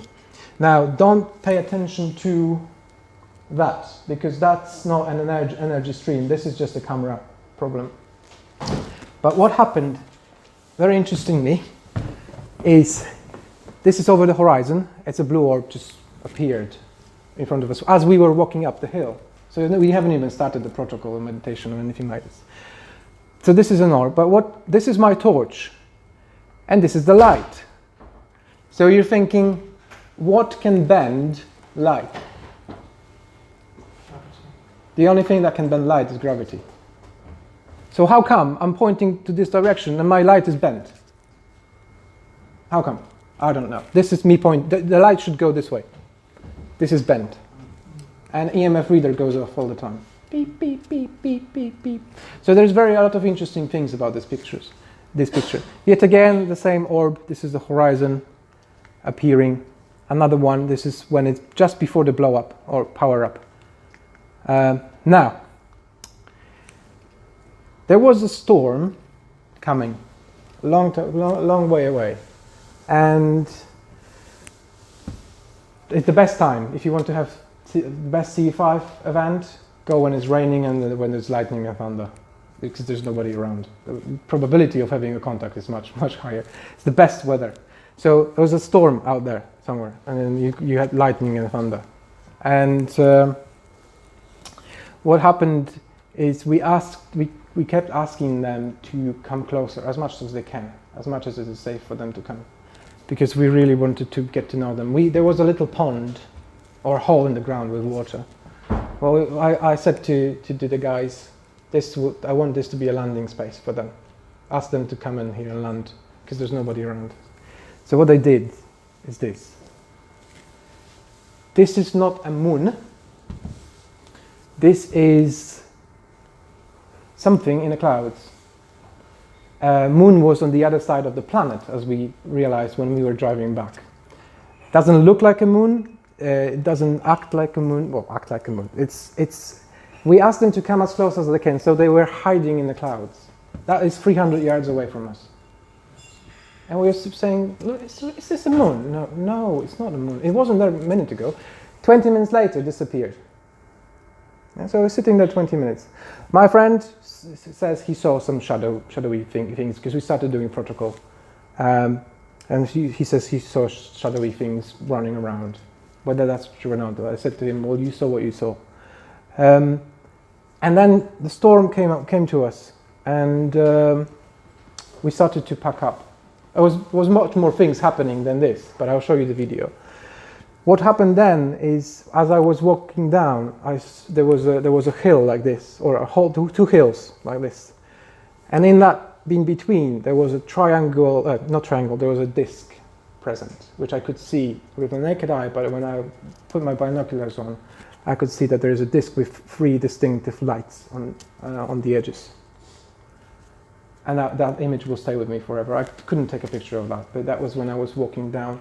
Because it was raining, because there was thunder, because there was nobody around to see them, only us who they can trust, they decided to show themselves as much as they could. Because this area is also very closely monitored by the military, as you Rachel know and David, because we've been talking. There was a talk about this. There's army base close by.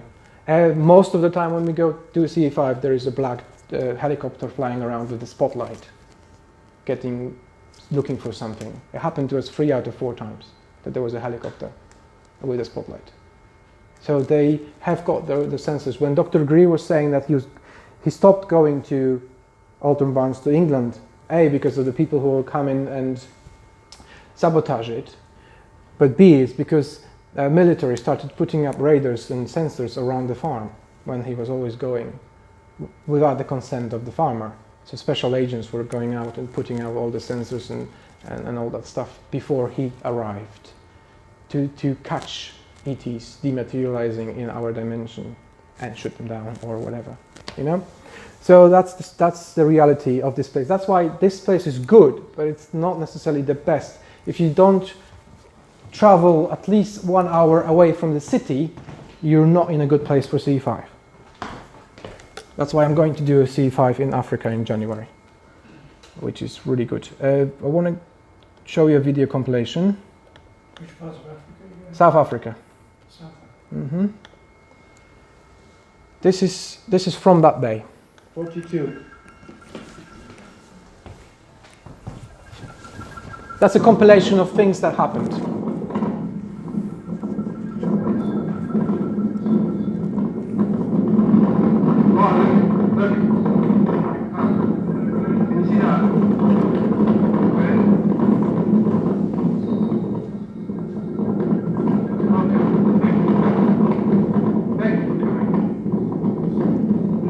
Did you see? Just appeared from nowhere.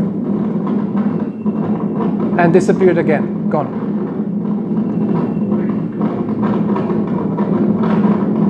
Disappeared. Gone. Nice. Yeah, I think we're quite good in distinguishing the golden light. The one that we saw just now is the one that is very common. And it happened last time when we were here as well. The same colors. I think they're the same.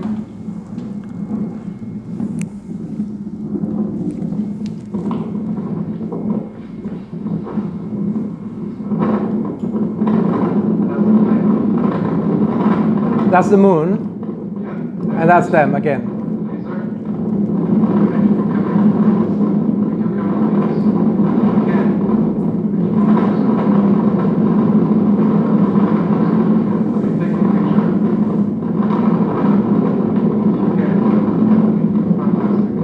There we are. Did you see? Just out of nowhere. And that's the horizon. And that's again. Can you see?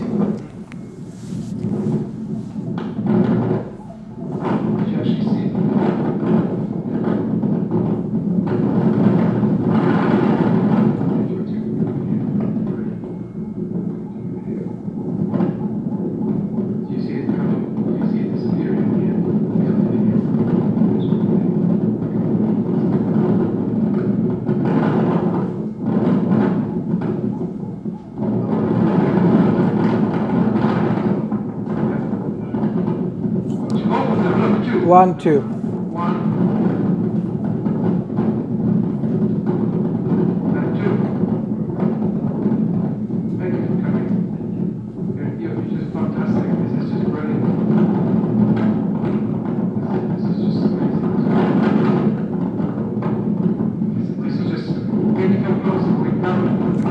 this one disappeared now. It would not be to come closer. We just would like to get to know you. And this one disappeared now again. We're now going to move to the first spot. We welcome you to follow us. If it's safe for you to come, we welcome you. Please come with us.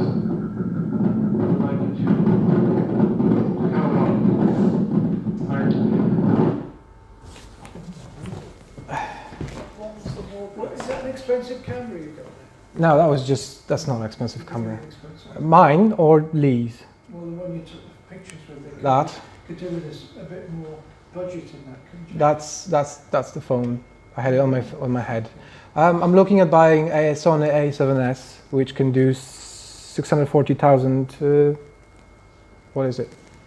The light. It can record night as day. Basically, that's what Greer is using as well.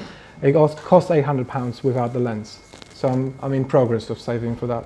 No, I mean, it's wonderful stuff if you can get it. But I will get it.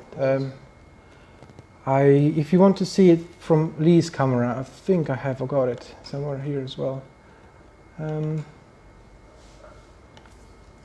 Which one was that? That wasn't this one. No. That was flashes. Yeah, that's Lee's camera. That will be a bit better.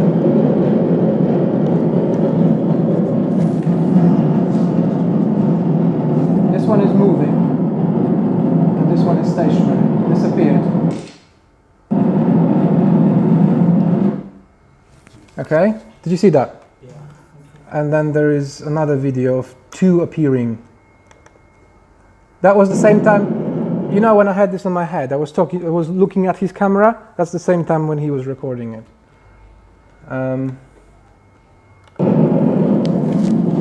that's the one.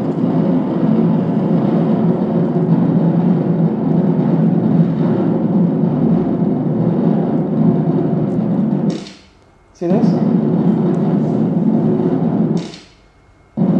There's two, look. And they're moving.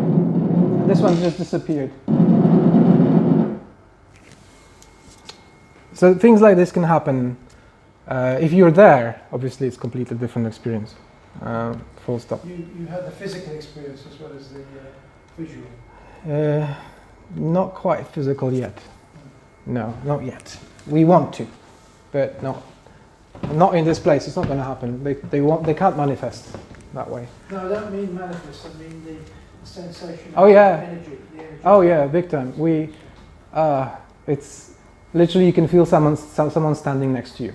Literally, this is the feeling you can have. When I'm not looking at someone and he's or she is sitting next to me, I can feel the presence. Yeah, you can feel the presence because it's electromagnetic field that's interacting with each other. We had that feeling all the time that there was someone sitting next or standing next to us, all the time, most of the time, anyway. Yeah, this is Scotland. This was my chair. You can see the frost.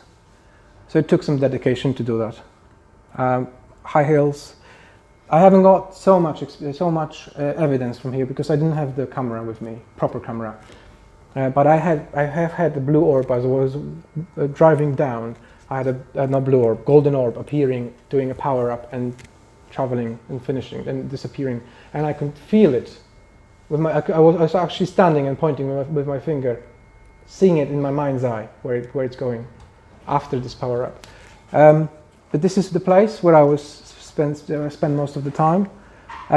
We can't see anything here. We can see a little bit here. I had a feeling to take this picture. With my crappy camera, which is here, with my phone, there is a very strange shaped object here, very distinct. If you put the filter in, you can kind of see it. So you can see it on the monitor very distinctly, but you can see it here. Kind of like this. That's the image. So I had the feeling to take this picture, and you can see that object here. There's nothing else here apart from this object. And I'm gonna take a picture of this. But that's fine. That's not a great evidence. But I had this when I was driving down.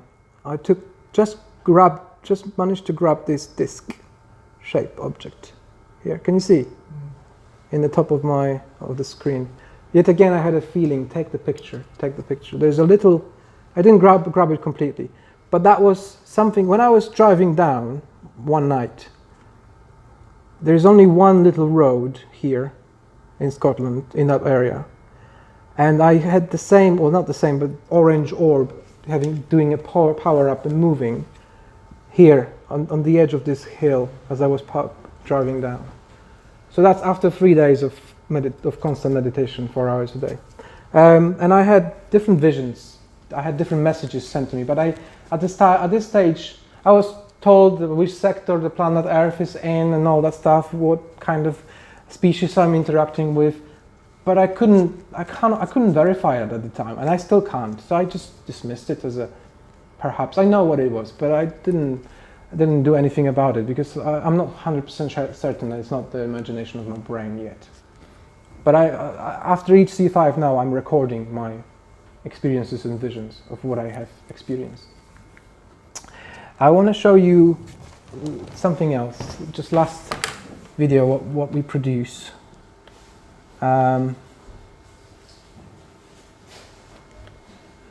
This is just to sum up. This is the work that we do. This is a promotional video of the Universal Peace Initiative. That will take you in the mood as well.